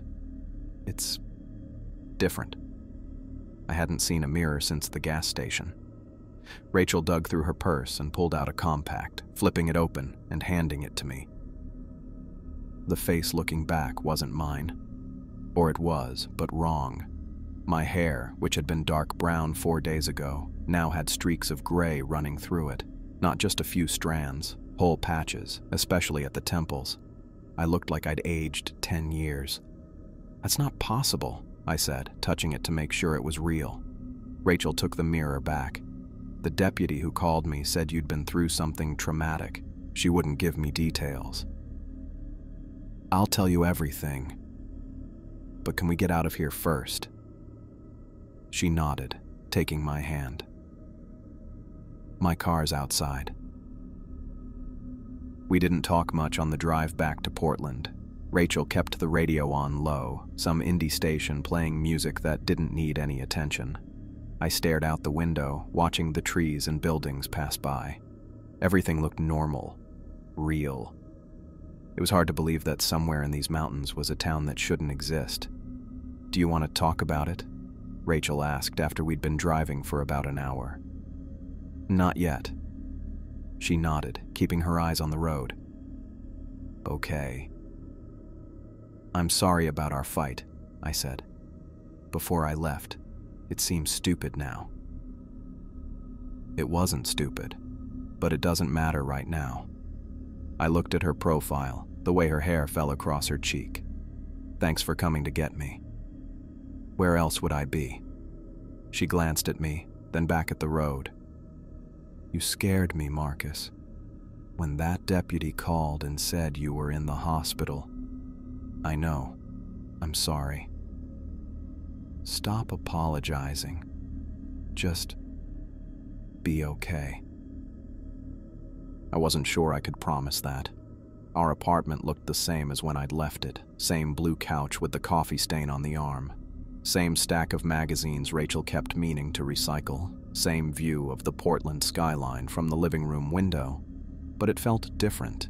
Or maybe I was the one who was different. "Are you hungry?" Rachel asked, dropping her keys in the bowl by the door. "I can make something." "I'm fine. I think I just need to sit for a while." She nodded. "I'll be in the bedroom if you need me. I have some work emails to catch up on." Once she was gone, I pulled out my phone charger and plugged in my dead phone. While it powered up, I grabbed my laptop from the coffee table and opened it. I needed answers. I started with a simple search. Millbrook, Oregon, landslide, 1987. The results were sparse. A few newspaper articles, mostly from local papers, reporting on the disaster. A small logging town wiped out when the side of the mountain collapsed after heavy rain. 23 confirmed deaths, though they never recovered all the bodies. The Millbrook Grand Hotel was mentioned in passing, described as the town's only accommodation for visitors. There were no photos of the hotel, no photos of Gerald Hoffman. I dug deeper, searching for any reports of people finding Millbrook after the landslide. Nothing came up directly, but when I searched for ghost towns, Oregon, and abandoned hotels, I found forum posts and Reddit threads that made my skin crawl. A trucker described finding a small town off Highway 97 that wasn't on any maps, with a hotel run by a weird pale guy who never blinked. He stayed the night and left the next morning. But when he tried to find the town again a week later, there was nothing there but trees. A hiker wrote about seeking shelter from a storm in an old hotel where the manager told her she was the only guest, but she heard footsteps and voices all night. When she checked out the next day, she noticed the guest book was filled with names and dates stretching back decades, including entries from the current year. A college student posted about his friend who disappeared while on a road trip through Central Oregon. The last text he sent said he was staying at a grand old hotel in a town called Mill something. I kept reading, kept searching. Hours passed. Rachel checked on I kept reading, kept searching. Hours passed. Rachel checked on me once, bringing me a sandwich that I barely touched. She didn't ask what I was doing. Maybe she was afraid to know. My phone had charged enough to turn on. I had 3 missed calls from Deputy Rodriguez and a text that just said, "Call me when you can." I set the phone aside. I wasn't ready to talk to her yet. As night fell, I started mapping the locations mentioned in the stories I'd found. The truckers' encounter near Sisters, the hikers' experience somewhere between Bend and Redmond, the missing college student's last known location. I found more stories: a family whose car broke down near an unmarked exit, a photographer who wanted to document abandoned buildings, a couple on their honeymoon who took a wrong turn. I marked each location on a digital map, adding notes about when they happened and what people reported seeing. A pattern emerged. All the sightings formed a rough circle around the area where Millbrook used to be, like ripples spreading outward from a stone dropped in water. Then I cross-referenced the locations with missing persons reports from the same areas over the past 30 years. There were dozens. Most were officially unsolved, though some had been written off as hiking accidents or runaways. Too many to be coincidence. "Marcus," I jumped. Rachel was standing in the doorway of the living room, wearing the old Blazers t-shirt she slept in. I hadn't heard her approach. "It's almost 2 in the morning," she said. "Are you coming to bed?" I looked back at my screen, at the map with its pins marking places where people had vanished. "Yeah, in a minute." She came closer, looking over my shoulder. "What is all this?" "Research. About what happened to you." I nodded. She sat down next to me on the couch. "You haven't told me what happened yet." I closed the laptop. "You wouldn't believe me." "Try me." So I told her. Everything, from the moment I turned off the highway to the moment I escaped from the cave. I told her about Gerald and his too many teeth, about John Westbrook and his decomposing body, about the pile of bones in the cavern beneath the hotel. I told her about Deputy Rodriguez showing me the newspaper articles proving Millbrook had been destroyed decades ago. Rachel listened without interrupting. When I finished, she was quiet for a long time. "You think I'm crazy?" I said finally. "No." She took my hand. "I think you believe everything you're telling me. I just don't know if it actually happened the way you remember it." "It did." "Marcus, you're talking about a ghost town that trapped you. About a monster pretending to be a hotel manager? About a cave full of bones that nobody's found in 35 years? I know how it sounds. Have you considered that maybe the doctors were right? That maybe the stress of our fight, combined with getting lost in the mountains, triggered some kind of episode?" I pulled my hand away. "Look at my hair, Rachel. Look at the cuts on my hands. Those are real. I'm not saying you didn't experience something traumatic. I'm just not sure it was supernatural." I reopened the laptop and showed her the map. All these people encountered the same town, the same hotel. Some of them never came back. How do you explain that? She looked at the screen, then back at me. Her eyes were full of worry. "I don't know, Marcus, but this..." She gestured at the laptop, at the mess of papers I'd printed out and scattered across the coffee table. "This isn't healthy. You just got out of the hospital. You need to rest, to process what happened.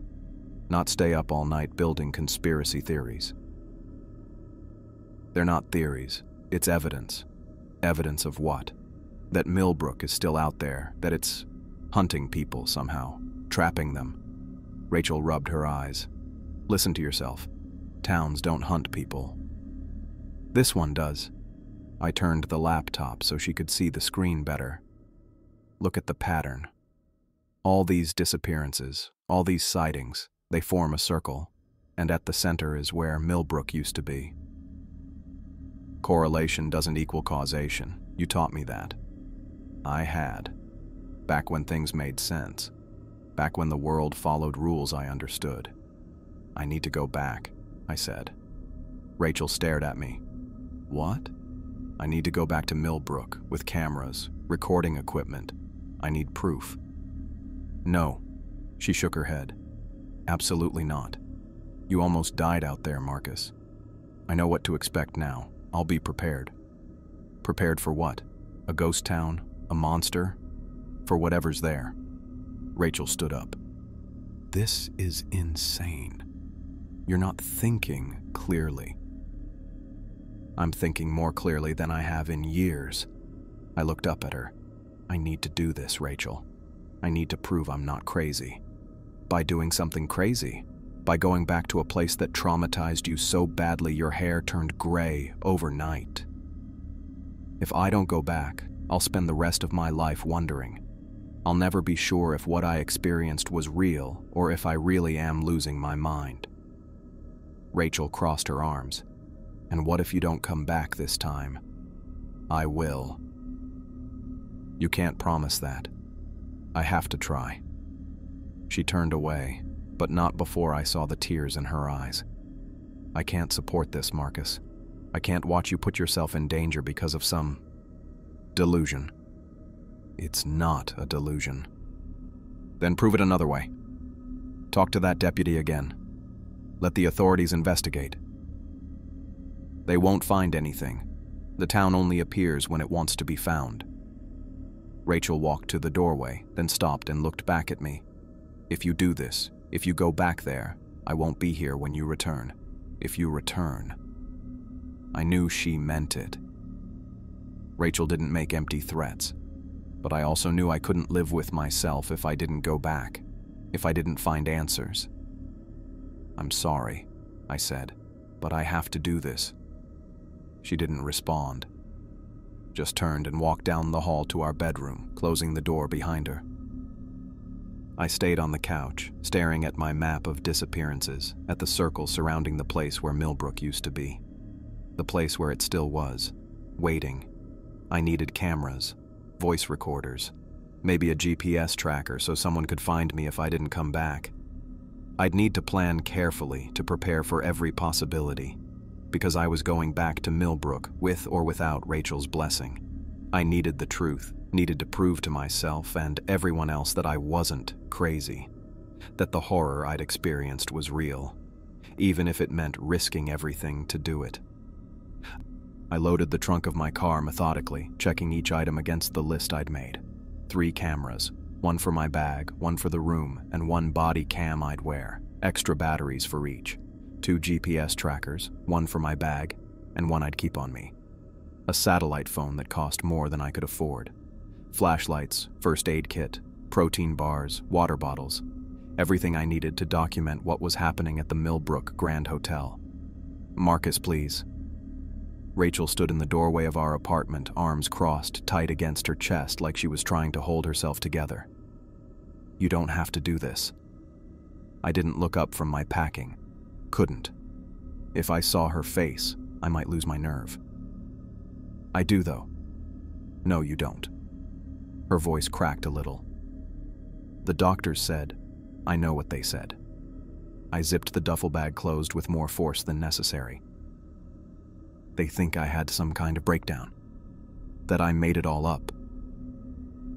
Not made up. They said it was a stress response. That doesn't mean you're crazy, it just means... It means they think I imagined a whole town that's been gone for 35 years. I finally looked at her. I didn't imagine it, Rachel. I was there. I touched things. I talked to people. I found. I stopped, the image of bones scattered across the cave floor flashing in my mind. Rachel stepped closer, her hand reaching for mine. I believe something happened to you. I do. But going back there, if you even can find it again, what's that going to prove? That I'm not crazy. That it's real. I shouldered my backpack. And maybe I can help whoever's there now. And if something happens to you, if you don't come back... I patted my pocket where the GPS trackers sat. That's what these are for. I've got the satellite phone. I'll check in every few hours. She shook her head, tears forming in her eyes. I can't support this, Marcus. I can't. I'm not asking you to. I picked up the duffel bag. I just need you to be here when I get back. If you get back. I didn't have an answer for that. The drive out of Portland was quiet. No music, no podcast, just the sound of tires on asphalt and my own thoughts circling like vultures. I kept replaying my last visit to Millbrook in my head. Gerald's too many teeth, John's body in the cave, the bones of who knows how many other victims scattered around him. I'd spent the last week mapping disappearances in Oregon, cross-referencing them with the location where I thought Millbrook should be. Too many people had gone missing in those mountains over the years. Too many cases closed without answers. I followed the same route as before, heading east on I-84, then south on Highway 97. When I reached the turnoff for Sisters, I continued past it. This was where things had gotten strange before, where the GPS had recalculated and sent me into nowhere. My new GPS unit worked fine for the first hour. Then, just like before, the screen flickered. The pleasant female voice said, "Recalculating route," and then fell silent. The map showed nothing but blank green space where roads should be. "Here we go," I muttered, feeling a strange mix of dread and validation. I kept driving, watching the gas gauge drop toward empty. The trees grew thicker on either side of the road, blocking out the late afternoon sun. My phone signal disappeared, right on cue. I switched on the satellite phone, confirming it had a connection. At least I had that this time. The road narrowed, winding deeper into the mountains. I checked my watch. Almost 7. Darkness would fall soon. Part of me hoped I wouldn't find Millbrook again, that it had been some weird hallucination after all. But a bigger part needed to know the truth. I drove for another hour, the sky darkening to deep blue. My headlights cut through the growing gloom, illuminating the empty road ahead. And then I saw it. A weathered wooden sign, half hidden by overgrown branches. Millbrook, Pop, 847. A chill ran through me, starting at the base of my spine and working its way up to my scalp. It was real. It was still here. I slowed the car, considering my options. I could turn around now, head back to the highway, tell Rachel she was right. Or I could keep going, find the hotel, get the proof I needed. I kept going. The town looked exactly as I remembered it, empty storefronts with faded signs, sidewalks cracked and buckling, streetlights that didn't work. But this time, knowing what I knew, I noticed details I'd missed before. The cars parked along Main Street weren't just old. They spanned decades, from a rusted-out Chevy from the 50s to a boxy Volvo wagon from the 80s. And at the end of the street, just where I knew it would be, stood the Millbrook Grand Hotel. Its windows glowed with dim yellow light, the only sign of life in the dead town. The parking lot held more vehicles than before. A minivan, a sedan with California plates, an old pickup truck that looked a lot like John's. I parked next to the minivan and sat there for a moment, gathering my courage. I checked the body camera clipped to my shirt pocket, making sure the red light was on. Recording. I turned on the handheld camera too, panning it across the hotel's facade. "This is the Millbrook Grand Hotel," I said quietly, narrating for the recording. "It's approximately 8:30 p.m. on Saturday, May 14th. I'm returning to investigate what happened during my previous visit." I got out of the car, the gravel crunching under my feet. The air smelled damp, like it might rain soon. Or maybe that was just the hotel's perpetual mustiness reaching out to greet me. The front doors were heavy, just as I remembered. I pushed one open and stepped into the lobby, the same worn furniture, the same peeling wallpaper, the same front desk with its dusty bell, and behind the desk, Gerald Hoffman, moving with the same mechanical precision, arranging papers that never seemed to change position. He looked up as I approached, his face blank. "Welcome to the Millbrook Grand Hotel," he said, his voice flat. "How may I assist you this evening?" I swallowed hard, forcing myself to step closer to the desk. "I'd like a room, please." Gerald's eyes fixed on mine, unblinking. Did he recognize me? Could he even remember the guests he'd, killed? Fed to the hotel somehow? "Certainly, sir. How long will you be staying with us?" "Just tonight." My voice sounded steadier than I felt. Gerald nodded, turning to the key rack behind him. "Room 237 is available. It offers our standard amenities and a pleasant view of the mountains." My room from before. Was that a coincidence? "Actually," I said, "I'd prefer room 104 if it's available." Gerald paused, his hand hovering over the keys. For a moment, I thought I saw something flicker across his face. Annoyance, maybe, or suspicion. Then it was gone, replaced by that blank stare. "Room 104 is indeed available." He selected a different key. "Though I must warn you, the water pressure on the first floor can be somewhat inconsistent." "That's fine." I took the key, careful not to touch his fingers. "Are there many other guests tonight?"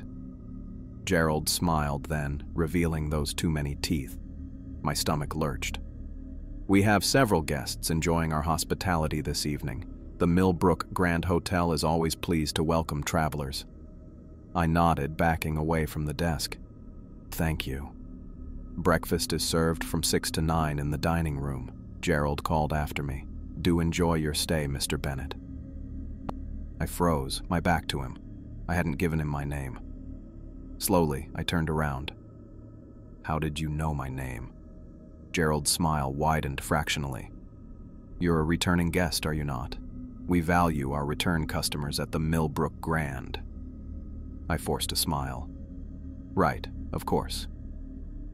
I walked quickly down the hallway to room 104, John's old room. My hand shook slightly as I inserted the key into the lock. The door swung open with a creak, revealing a room nearly identical to the one I'd stayed in before. Same faded wallpaper, same sagging bed, same ancient TV on the dresser. No sign of John's belongings, no fishing vest hanging on the back of the door, no suitcase, no wallet or keys on the nightstand. It was as if he'd never been there at all. I set my duffel bag on the bed and got to work. First, I placed one camera on the dresser, angling it to capture most of the room. I hid the second camera on the shelf in the closet, facing the door. I activated both GPS trackers, confirming they were sending signals, and slipped one into my shoe and the other into a hidden pocket in my jacket.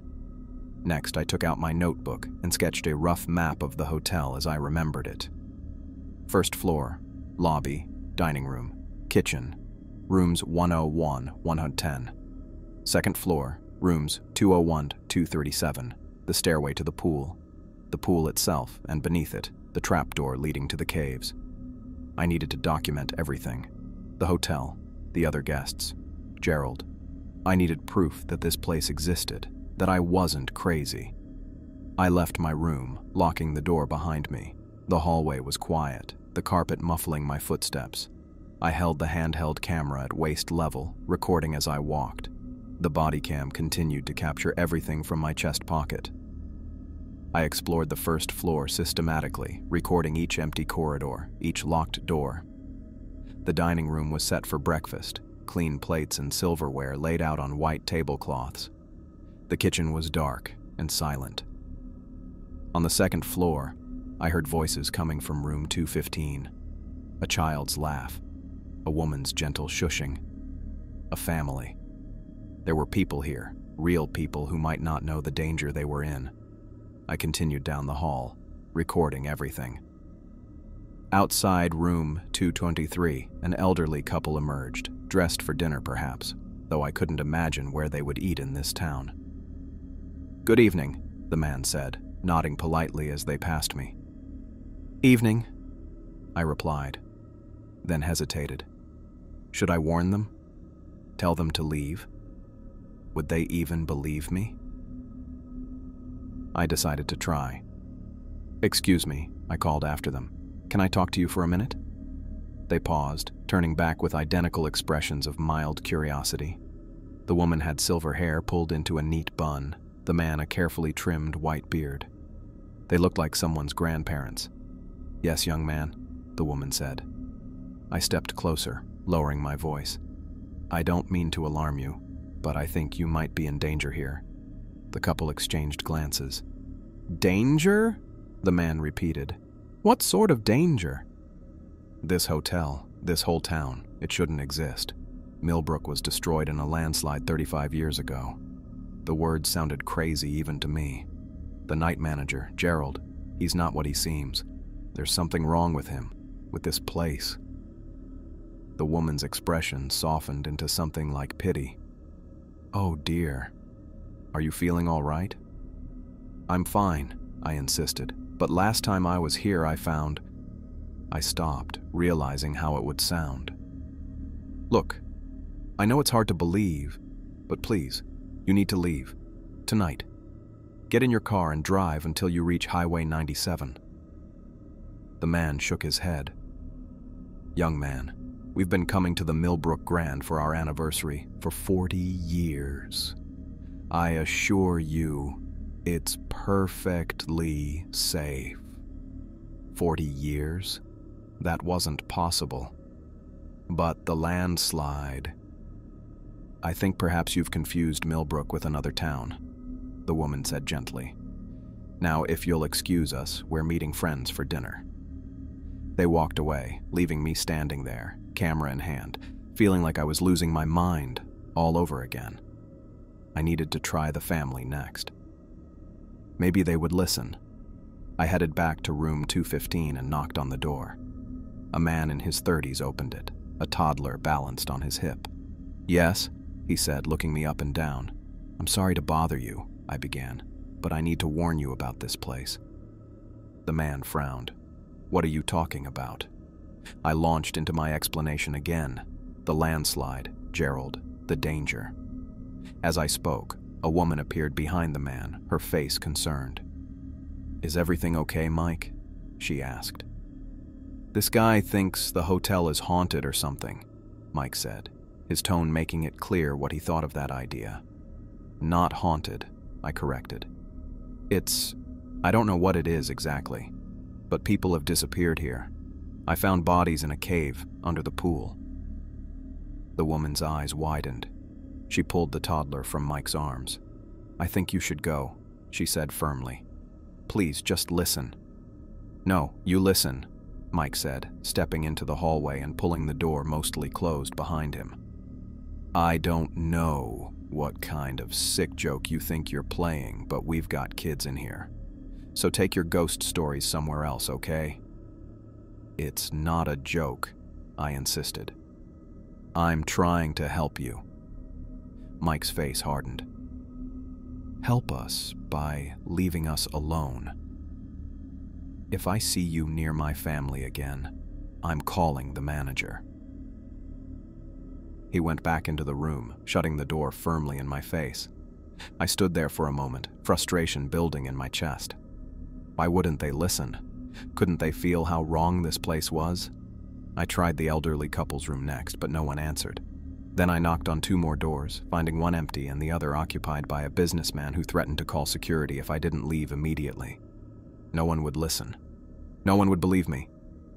They all dismissed my urgent concerns as nothing more than tasteless pranks. I watched the sun sink behind the mountains from my window, the light fading faster than it should have. Room 104 felt colder by the minute. I'd spent hours trying to convince the other guests to leave, but they all thought I was nuts. The businessman threatened to report me to management. The elderly couple just smiled politely and closed their door. The family with 2 kids, they at least listened, but the father said they were only staying the night before heading to Crater Lake tomorrow.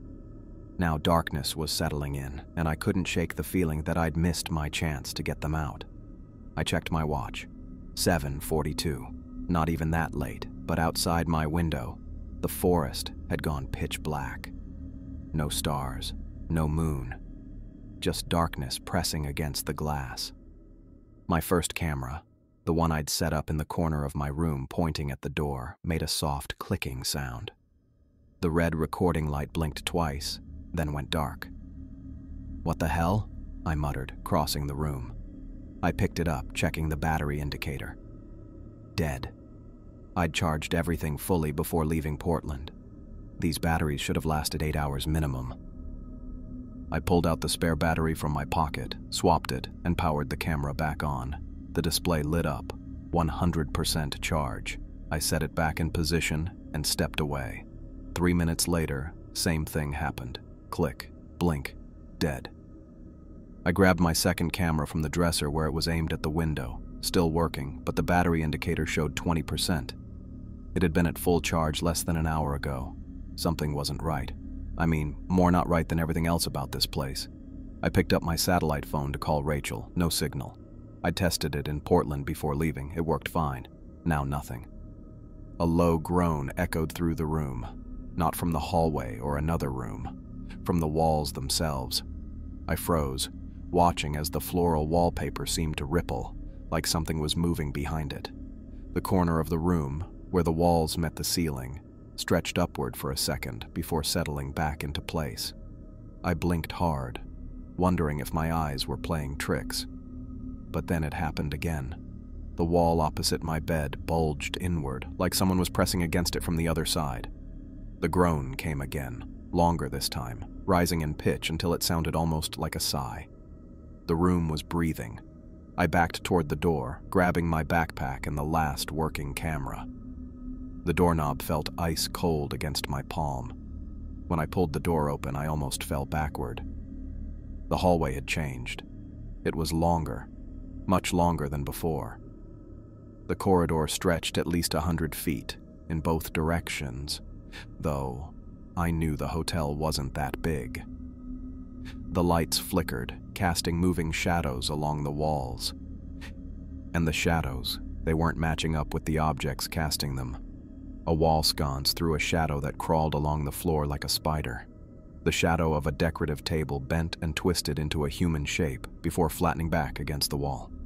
I stepped into the hallway, my breath fogging in the suddenly frigid air. To my left, I heard voices. The elderly couple from room 106 was standing in their doorway, both dressed in bathrobes. Gerald Hoffman stood before them, his back to me. He was speaking too quietly for me to hear. The old woman nodded, her movements stiff and mechanical. Her husband did the same, their heads bobbing in perfect unison. Gerald turned, leading them toward the staircase at the end of the hall. That's when I noticed their feet. They weren't walking normally. Their legs moved like marionettes, jerky and uncoordinated, feet barely touching the ground. I raised my camera, hitting record. The battery indicator immediately dropped to 50%. "Shit," I whispered, but kept filming. Whatever was happening, I needed proof. I followed them, keeping my distance. 20 feet back seemed safe enough. Gerald never turned around, and the couple never spoke. They just followed him down the stairs, their movements growing stranger with each step. The old man's arm bent backward at one point, hanging at an impossible angle before snapping forward again. I knew where they were going. The pool. The same place Gerald had taken John.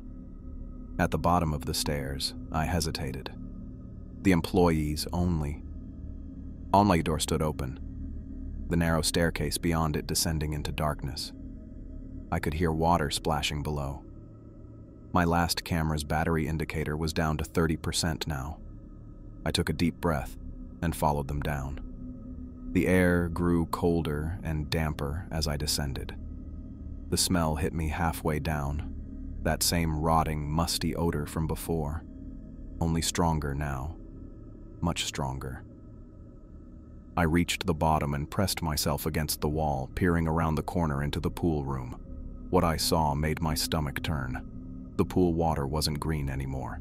It was black, completely black, like ink or oil. But it wasn't still. The surface rippled and churned, though there was no one in it. In places, it seemed to rise up, forming shapes that collapsed back into the pool. Hands, faces, reaching up before being pulled back down. Gerald stood at the edge with the elderly couple.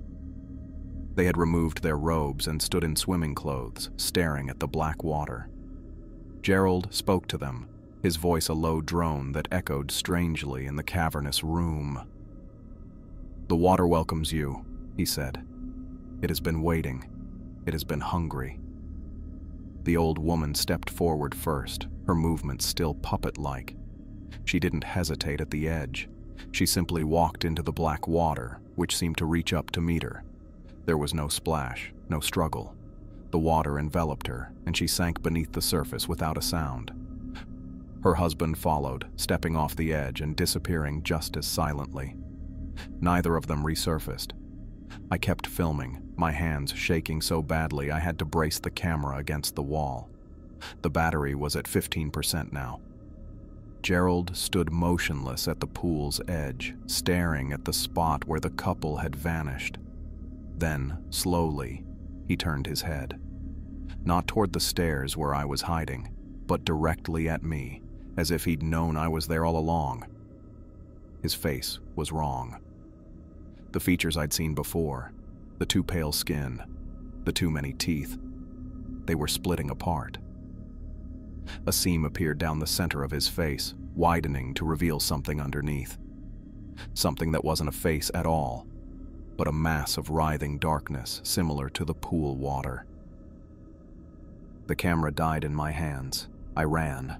Up the stairs, taking them 3 at a time, my breath coming in ragged gasps. I burst through the employees' only door and slammed it shut behind me, though I knew it wouldn't keep Gerald out. Nothing would. I needed to get the others out. Now. The family in room 203. I had to warn them first. They had kids. I sprinted up the main staircase to the 2nd floor, which had also changed. The hallway twisted at impossible angles, doorways positioned on the ceiling and walls. I fought the vertigo and focused on finding room 203. There it was, at the end of the hall. I pounded on the door. "Hey, you need to get out of here. Now!" I shouted. The door opened, and the father stood there, looking annoyed. "What the hell, man? The kids are trying to sleep." "There's no time," I said, pushing past him into the room. The mother stood by the beds, where 2 children, a boy about 10 and a girl maybe 7, sat up, looking scared. "You all need to leave, right now. The hotel isn't what you think it is." "Look, buddy, I don't know what your problem is," the father started. I saw the night manager take the elderly couple to the pool. I cut in, speaking fast. "They went into the water and didn't come back up. This place, it's not real, or it's too real. I don't know how to explain it, but it's killing people." The mother pulled her children closer. "Tom, maybe we should listen." "It's nonsense," the father, Tom, said. "This guy's clearly not well." "I have proof," I said, then remembered my camera was dead. "Had proof. Look, there's no time to argue. Pack your things. We need to go." Something about my desperation must have gotten through to them. The mother started grabbing their belongings, stuffing them into suitcases. "There's a fire exit at the end of this hall," I said, remembering the door I'd spotted earlier during my exploration. "It leads directly outside. We can get to your car from there." Tom still looked skeptical, but helped his wife pack. The kids were fully dressed, now, clutching stuffed animals and looking terrified. "It's going to be okay," I told them, trying to sound more confident than I felt. "We just need to move fast and stay together." The mother zipped up the last bag. "Ready." I opened their door and peered into the hallway. Empty. The walls were still wrong, bending and curving where they shouldn't, but the path to the fire exit was clear. "Let's go," I said. "Stay close." We stepped into the hall, the family following close behind me. We'd made it about halfway to the exit when I heard it. Footsteps coming up the main staircase. Multiple sets. Gerald appeared at the top of the stairs, but he wasn't alone. Behind him were 5 people, walking with the same jerky, puppet-like movements as the elderly couple. I recognized one immediately, John Westbrook, his skin now the same unnatural pale as Gerald's, his eyes vacant. The others I didn't know, a middle-aged woman in hiking gear, 2 men in business suits, and a teenage girl. All previous guests, I realized, all taken by the hotel. Their skin was too tight on their frames, stretched and waxy. Their movements were wrong, like they were being controlled by something that didn't quite understand how human bodies worked. And their eyes, completely black, like the pool water. The little girl screamed. Her mother pulled her close, gasping. "What the hell are those things?" Tom asked, his skepticism finally shattered. "The other guests," I said. "What's left of them?" Gerald's face was whole again, but his smile stretched too wide as he looked at us. "Mr. Bennett," he said, his voice echoing strangely in the twisted hallway. "I see you've met our other guests. They've been so looking forward to meeting you and your new friends." The family of puppets moved forward in unison, spreading out to block our path to the main stairs. "The fire exit," I said, pointing to the door at the end of the hall. "Run." The family didn't need to be told twice. We sprinted down the hall, the children crying in terror. I could hear the shuffling, uneven footsteps of Gerald and his puppets behind us, moving faster than they should have been able to. We reached the fire exit. I grabbed the handle and pushed. The door opened onto a solid brick wall. "No," I whispered, pushing against the bricks. They were real, solid. "This was an exit. I saw it earlier." "The hotel doesn't want you to leave, Mr. Bennett," Gerald called from behind us. He was closer now, maybe 20 feet away. John Westbrook's puppet stood beside him, head tilted at an unnatural angle. "None of you. It's been so long since we've had this many guests at once. The water is very hungry tonight." Tom pulled his family behind him, backing against the wall. "Stay away from us." I looked around desperately for another escape route. The hallway had changed again, narrowing behind Gerald and his puppets. There was no way past them to the main stairs. But to our right, where there had been a solid wall before, a new door had appeared. Room 237, my original room from my first stay. "This way," I said, grabbing the door handle. It turned, and the door swung open. I ushered the family through, taking one last look at Gerald and his puppets. John Westbrook's face was changing now, the skin splitting just like Gerald's had by the pool, revealing the darkness underneath. The father pushed his children toward the fire exit, his wife right behind them. I held the door, watching as Gerald and his puppets moved closer, their movements becoming smoother, more predatory. I grabbed the nearest chair, a rickety wooden thing that felt like it'd snap under its own weight. The family huddled behind me, the kids crying, their parents not doing much better. Gerald and his puppets were closing in, moving down the hall with that jerky, wrong way that made my skin crawl. "Stand back," I told the family, hefting the chair. The father, Tom, I think he'd said, pulled his wife and kids against the wall. I swung the chair at the fire exit's push bar as hard as I could. The impact jarred up my arms, but the door didn't budge. Just my luck.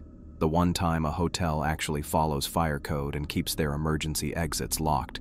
"It's not working," the mother said, voice tight with panic. "I can see that," I muttered, backing up a few steps. Gerald was maybe 30 feet away now, John Westbrook and the elderly couple right behind him. Their faces were splitting open, showing that darkness underneath.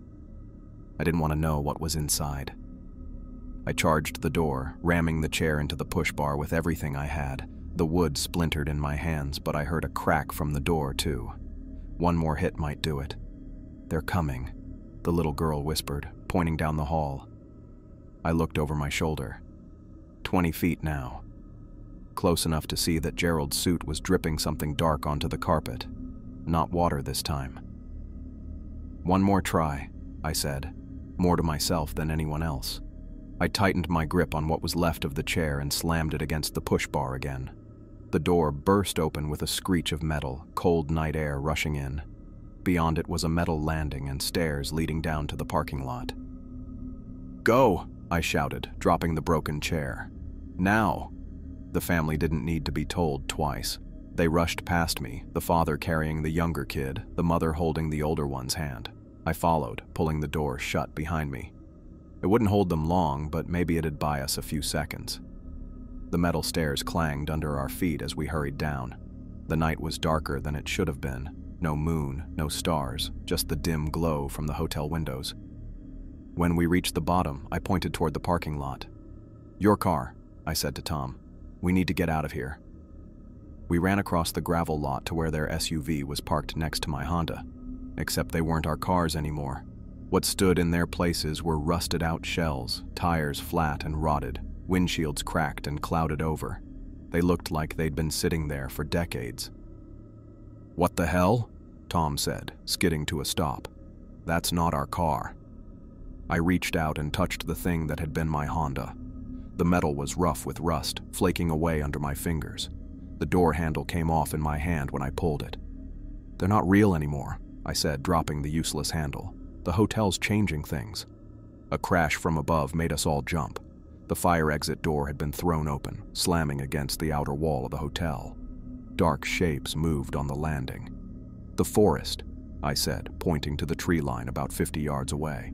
"I got out through the forest last time." "Last time?" the mother asked, but there wasn't time to explain. "Trust me," I said. "There's a drainage tunnel. It leads away from here." Tom looked at his wife, then at the shapes now descending the stairs. "Let's go." We ran for the trees, the gravel crunching under our feet. I glanced back once and immediately wished I hadn't. Gerald and the others weren't just walking anymore. Some were on all fours, scuttling across the ground like insects. Others were leaping between the rusted cars, covering 10 feet in a single bound, and they were fast, much faster than they should have been. The tree line was close now, maybe 20 yards away. The family was ahead of me, the parents each carrying a child. We might actually make it. Then I heard a thud and a cry behind me. I turned to see the older kid, a girl maybe 8 or 9, on the ground. She must have squirmed free from her mother and tried to run on her own. "Lily!" the mother screamed, turning back. I was closer. "Keep going!" I shouted, already running toward the fallen girl. "I've got her!" The girl was trying to get up, tears streaming down her face. I could see blood on her knee where she'd scraped it. Behind her, the first of the hotel's puppets had reached the parking lot. I scooped her up without slowing down, tucking her against my chest like a football. She was lighter than I expected, all knobby elbows and knees. I turned and sprinted for the trees, where her parents waited at the edge. "Thank you," the mother gasped as I handed the girl over. Her hands were shaking. "Don't thank me yet," I said, pointing deeper into the forest. "We need to keep moving. The drainage grate is this way." I led them through the trees, trying to retrace the path I'd taken during my escape. It was harder in the dark, with only the faint glow from my phone screen to light the way. The forest seemed denser than I remembered, the trees pressing in closer, branches reaching out like fingers. Behind us, I could hear them coming, not footsteps, that would have been too normal. Instead, there was a rustling, slithering sound, punctuated by occasional thumps as something heavy moved through the trees. And voices. Not quite human voices, but something trying to sound human and not quite getting it right. "Marcus," they called in a chorus of overlapping whispers. "Come back, Marcus. The water is waiting." I hadn't told them my name. Not this time. "What is that?" Tom asked, his voice barely audible. "Don't listen," I said. "Just keep moving." We pushed on through the undergrowth. The little girl, Lily, was whimpering softly against her mother's shoulder. The younger one, a boy maybe 5 or 6, had his face buried in his father's neck. "How much further?" the mother asked. "Not far," I lied. Truth was, I wasn't sure. Everything looked different in the dark. I was following instinct more than memory, heading downhill where I could, looking for any sign of the drainage channel I'd followed last time. A sound like breaking branches came from somewhere to our right. Too close. "This way," I whispered, veering left. The family followed, stumbling over roots and rocks. We crested a small rise, and I stopped so suddenly the others nearly ran into me. Below us was a shallow gully, and in its center, half hidden by weeds and fallen leaves, was the metal grate I'd pushed through during my escape. "There," I said, pointing. "That's our way out." We scrambled down the slope, sliding more than walking. I reached the grate first and grabbed the edge, pulling upward. It was heavier than I remembered, the metal grinding against concrete as I lifted it. "Inside," I told them. "Quickly."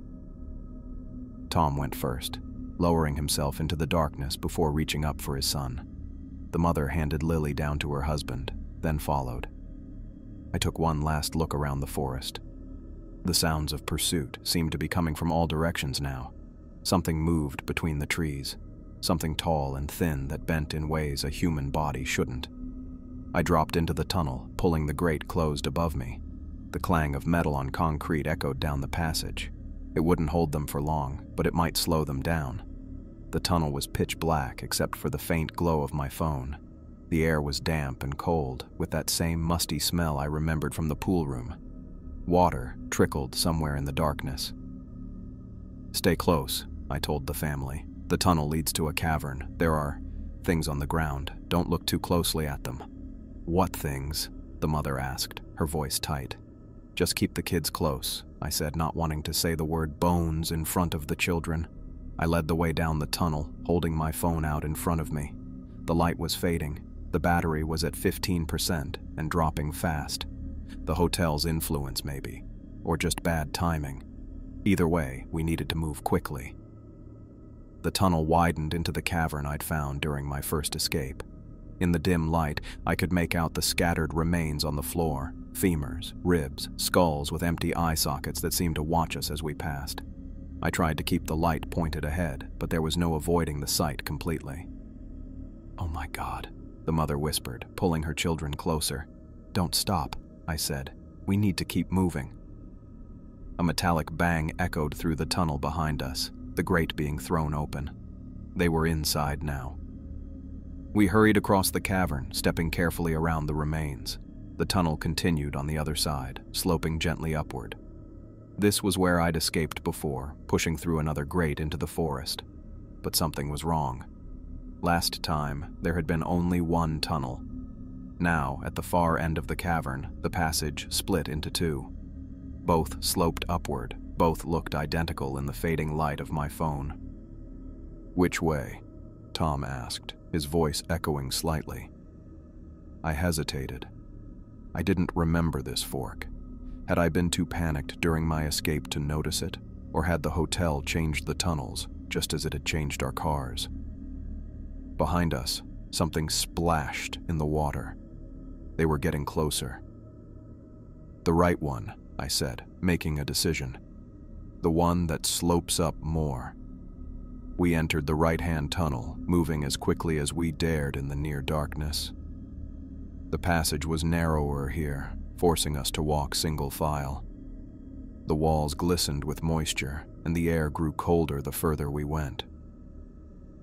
Sounds echoed behind us, not just splashing now, but a wet, slithering noise that made my skin crawl, and voices, distorted and wrong, calling our names.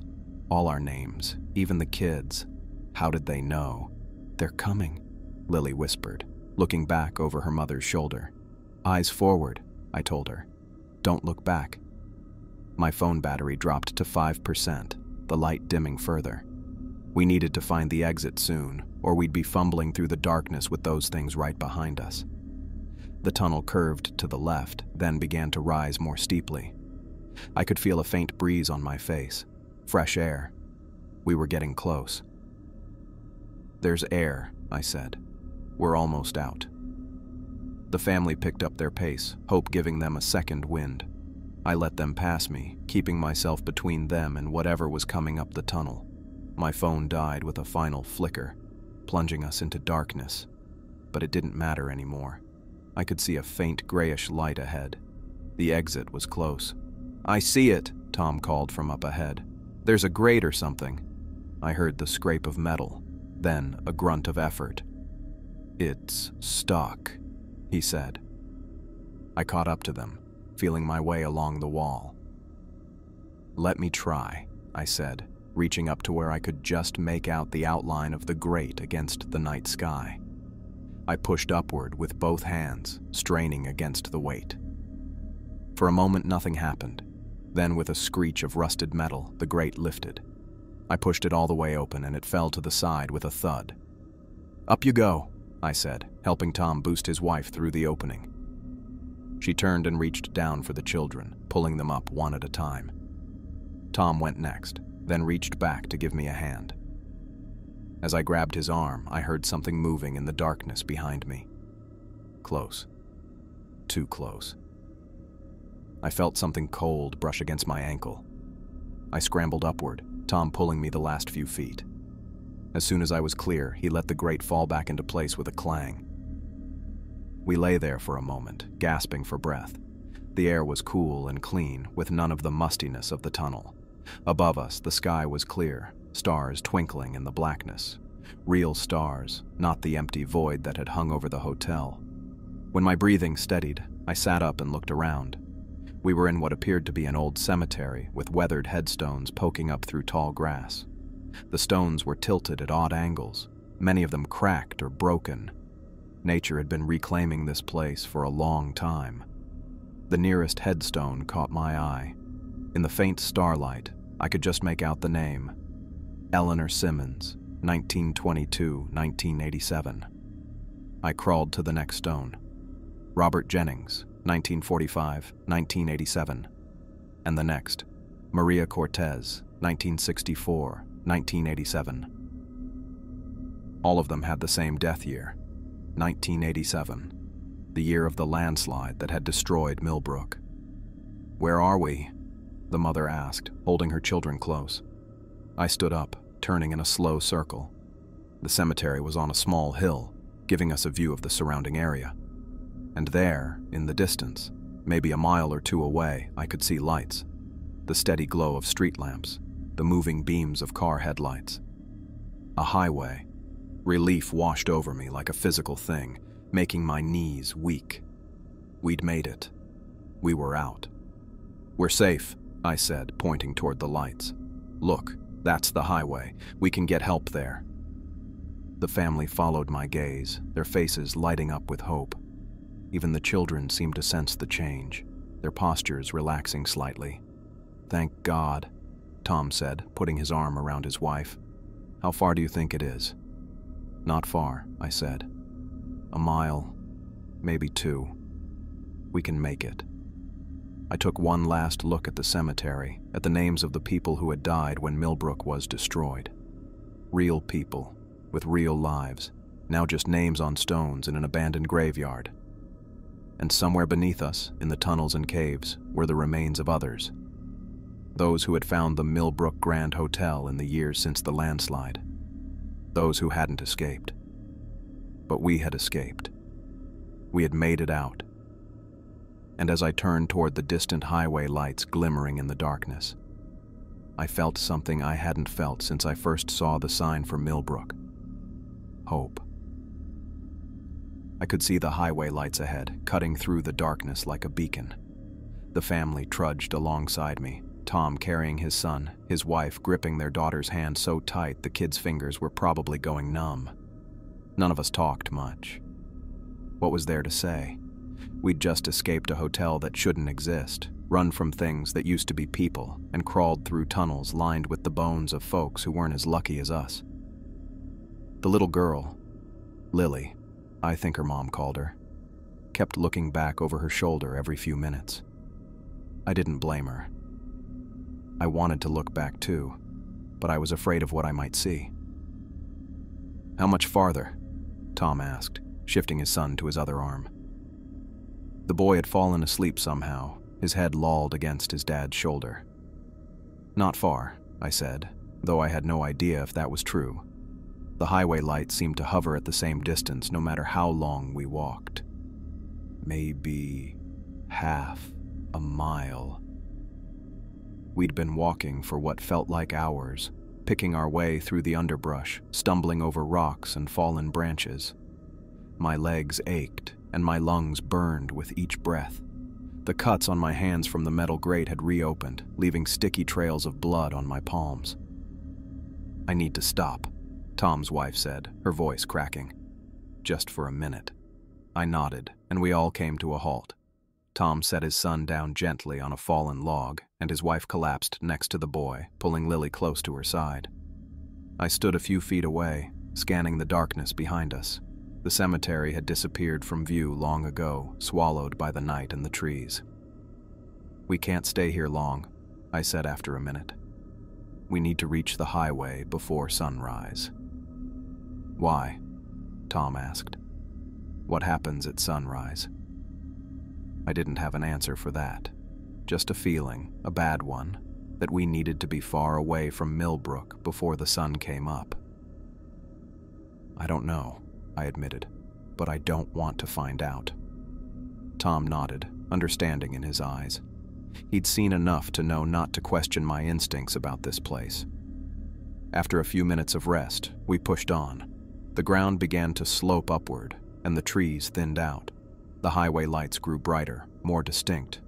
I could make out the occasional flash of headlights now, actual cars moving along the road. Real cars, real people, the normal world. When we finally broke through the tree line and saw the highway stretching out before us, I felt a weight lift from my chest.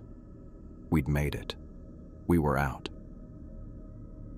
The highway was empty at this hour, just a ribbon of black asphalt cutting through the wilderness. No shoulder to speak of, just a drainage ditch and then forest on both sides. We stood at the edge, watching for headlights. "What now?" Tom asked, his son awake now and clinging to his leg. "We flag down the next car," I said. "Get to a phone. Call for help." Tom's wife, I realized I still didn't know her name, hugged herself, shivering in the night air. "What if no one stops?" "Someone will," I said, trying to sound more confident than I felt. We didn't have to wait long. After about 20 minutes, I spotted headlights in the distance, growing larger as they approached. A semi-truck, its engine rumbling through the quiet night. I stepped onto the road, waving my arms over my head. The truck's headlights caught me, and I heard the squeal of brakes as the driver slowed. For a second, I thought he might just blow past us, but the truck came to a stop about 50 yards down the road. "Come on," I said to the family, and we jogged toward the idling truck.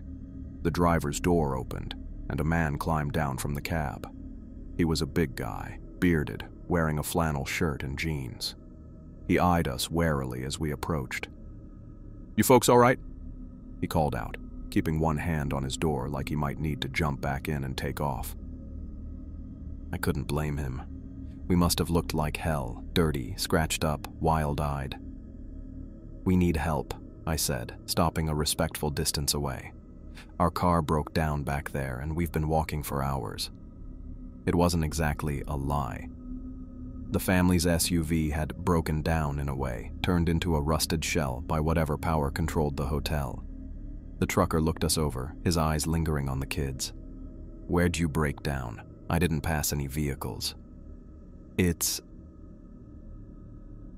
a ways back," I said. "In Millbrook." The trucker's brow furrowed. "Millbrook? There ain't no Millbrook around here." "I know," I said. "It's complicated, but we really need a ride to the nearest town. These kids are exhausted." That seemed to do it. The trucker's expression softened as he looked at Lily and her brother. "All right," he said after a moment. "I can take you to Sisters. It's about 20 miles up the road. Got a diner there that's open all night." "Thank you," Tom's wife said, her voice thick with relief. The trucker nodded. "Name's Pete. Cab only seats 3, though. 2 of you will have to ride in the sleeper."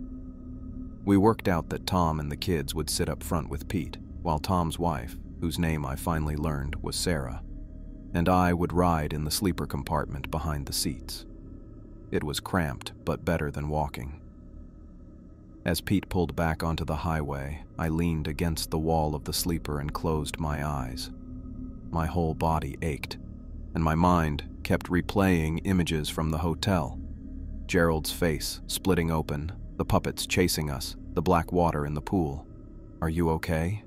Sarah asked quietly. I opened my eyes to find her watching me with concern. "Yeah, just tired." "You saved us," she said. "If you hadn't warned us, if you hadn't known how to get out." She trailed off, unable to finish the thought. "I've been there before," I said. I knew what was coming. "What was that place?"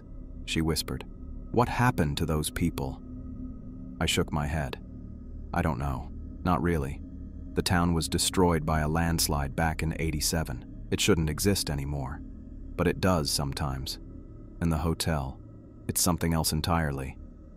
Sarah hugged herself, shivering despite the warmth in the cab. "Those people with the man, Gerald, they moved like they weren't people anymore." "They weren't," I said. "Not anymore." We fell silent after that. What else was there to say? Some things can't be explained, only survived. The truck rumbled along the highway, carrying us further from Millbrook with each passing mile. I tried to relax, to let myself believe we were safe now. But every time I closed my eyes, I saw Gerald's face splitting open, revealing the darkness inside. Pete dropped us at a diner in Sisters, just as the sky was beginning to lighten in the east. The place was nearly empty, just a couple of truckers at the counter and a waitress refilling coffee cups. Pete declined our offer to join us. He had a schedule to keep, he said. But he gave me a card with his number on it, told me to call if we needed anything else. I thanked him, knowing I probably wouldn't call. What would I say? "Hey, remember those crazy people you picked up on the highway who escaped from a ghost hotel?" The waitress, her name tag said Doris, took one look at us and ushered us to a booth in the back. She didn't ask questions, just brought coffee for the adults and hot chocolate for the kids, then disappeared into the kitchen. "What do we do now?" Tom asked, his voice low. "Our car, our luggage, everything's gone." "We call the police," I said. "There's someone who might believe us, a deputy who helped me last time." "Last time?" Sarah asked. I nodded. "After I escaped the first time, I ended up at a gas station not far from here. The clerk called the cops, and this deputy came, Maria Rodriguez. She looked into Millbrook, found articles about the landslide." "And she believed you?" Tom sounded skeptical. "Not at first," I admitted. "But she didn't think I was crazy either. She helped me get to a hospital." Doris returned with a plate of pancakes for the kids, setting it down with a smile. "On the house," she said. "You folks look like you've had a rough night." "Thank you," Sarah said. "Is there a phone we could use?" Doris pointed to a payphone near the restrooms. "Right over there, honey. Need any quarters?" I dug in my pocket and found a few coins. "I've got it. Thanks." I walked to the payphone, dropped in a quarter, and dialed the number for the sheriff's department that I'd memorized after my first encounter with Millbrook. A dispatcher answered, and I asked for Deputy Rodriguez. "She's off duty right now," the dispatcher said. "Can I take a message?" "It's about Millbrook," I said. "Tell her Marcus Bennett is calling. It's urgent." There was a pause on the line. "Hold, please." I waited, feeding another quarter into the phone when prompted. After about 5 minutes, a familiar voice came on the line. "Mr. Bennett, this is Deputy Rodriguez."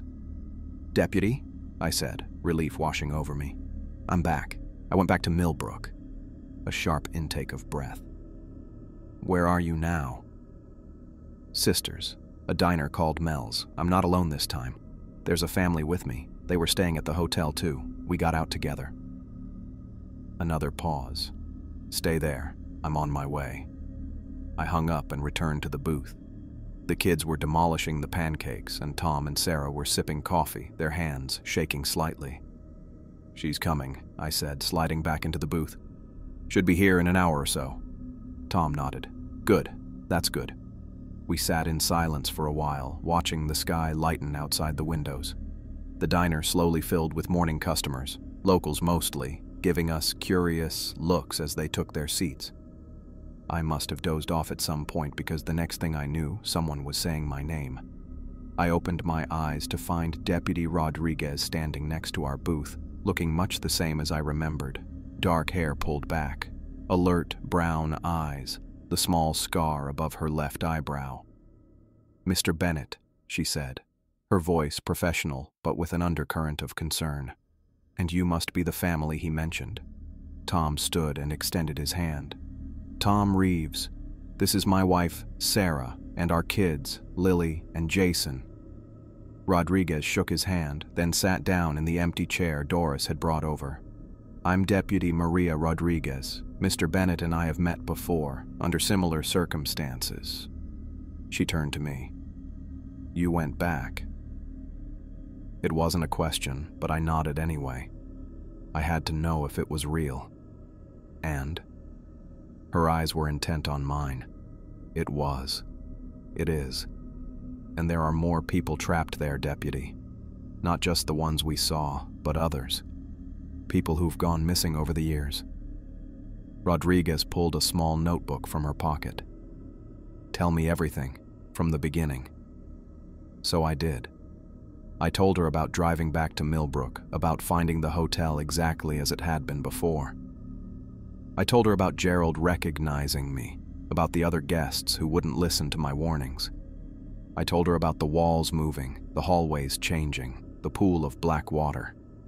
I told her about Gerald and his puppets, about our escape through the fire exit and the tunnels, about the cemetery with all those names from '87.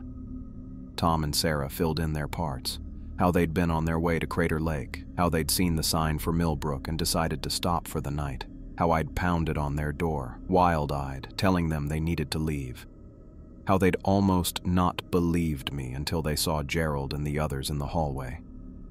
Rodriguez listened without interrupting, taking notes the whole time.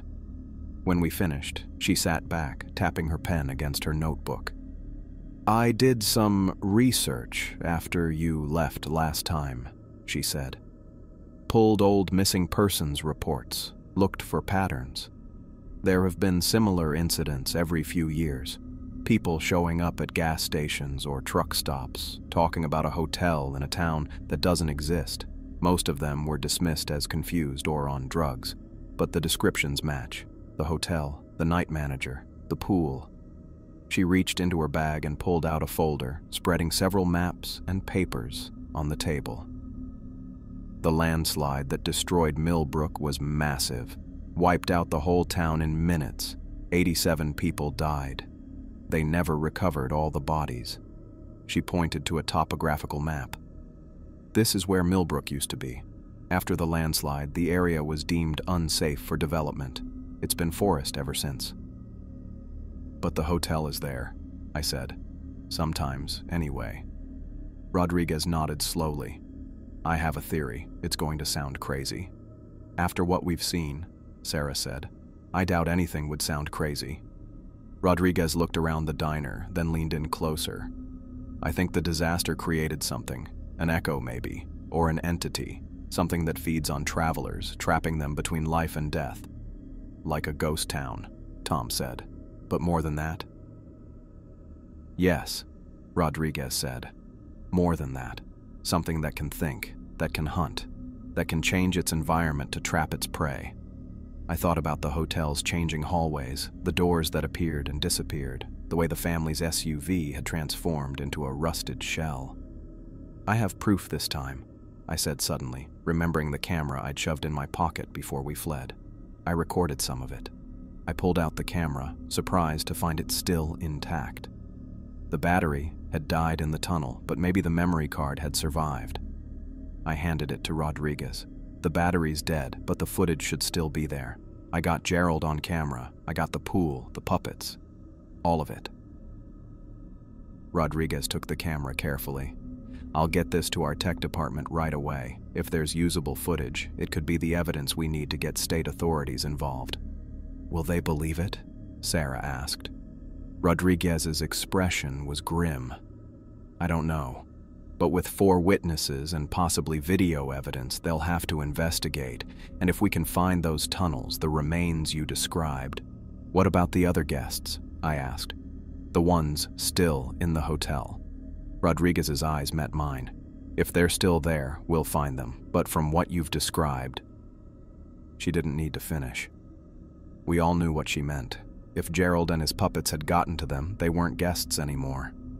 Rodriguez stayed with us for another hour, taking formal statements and making calls.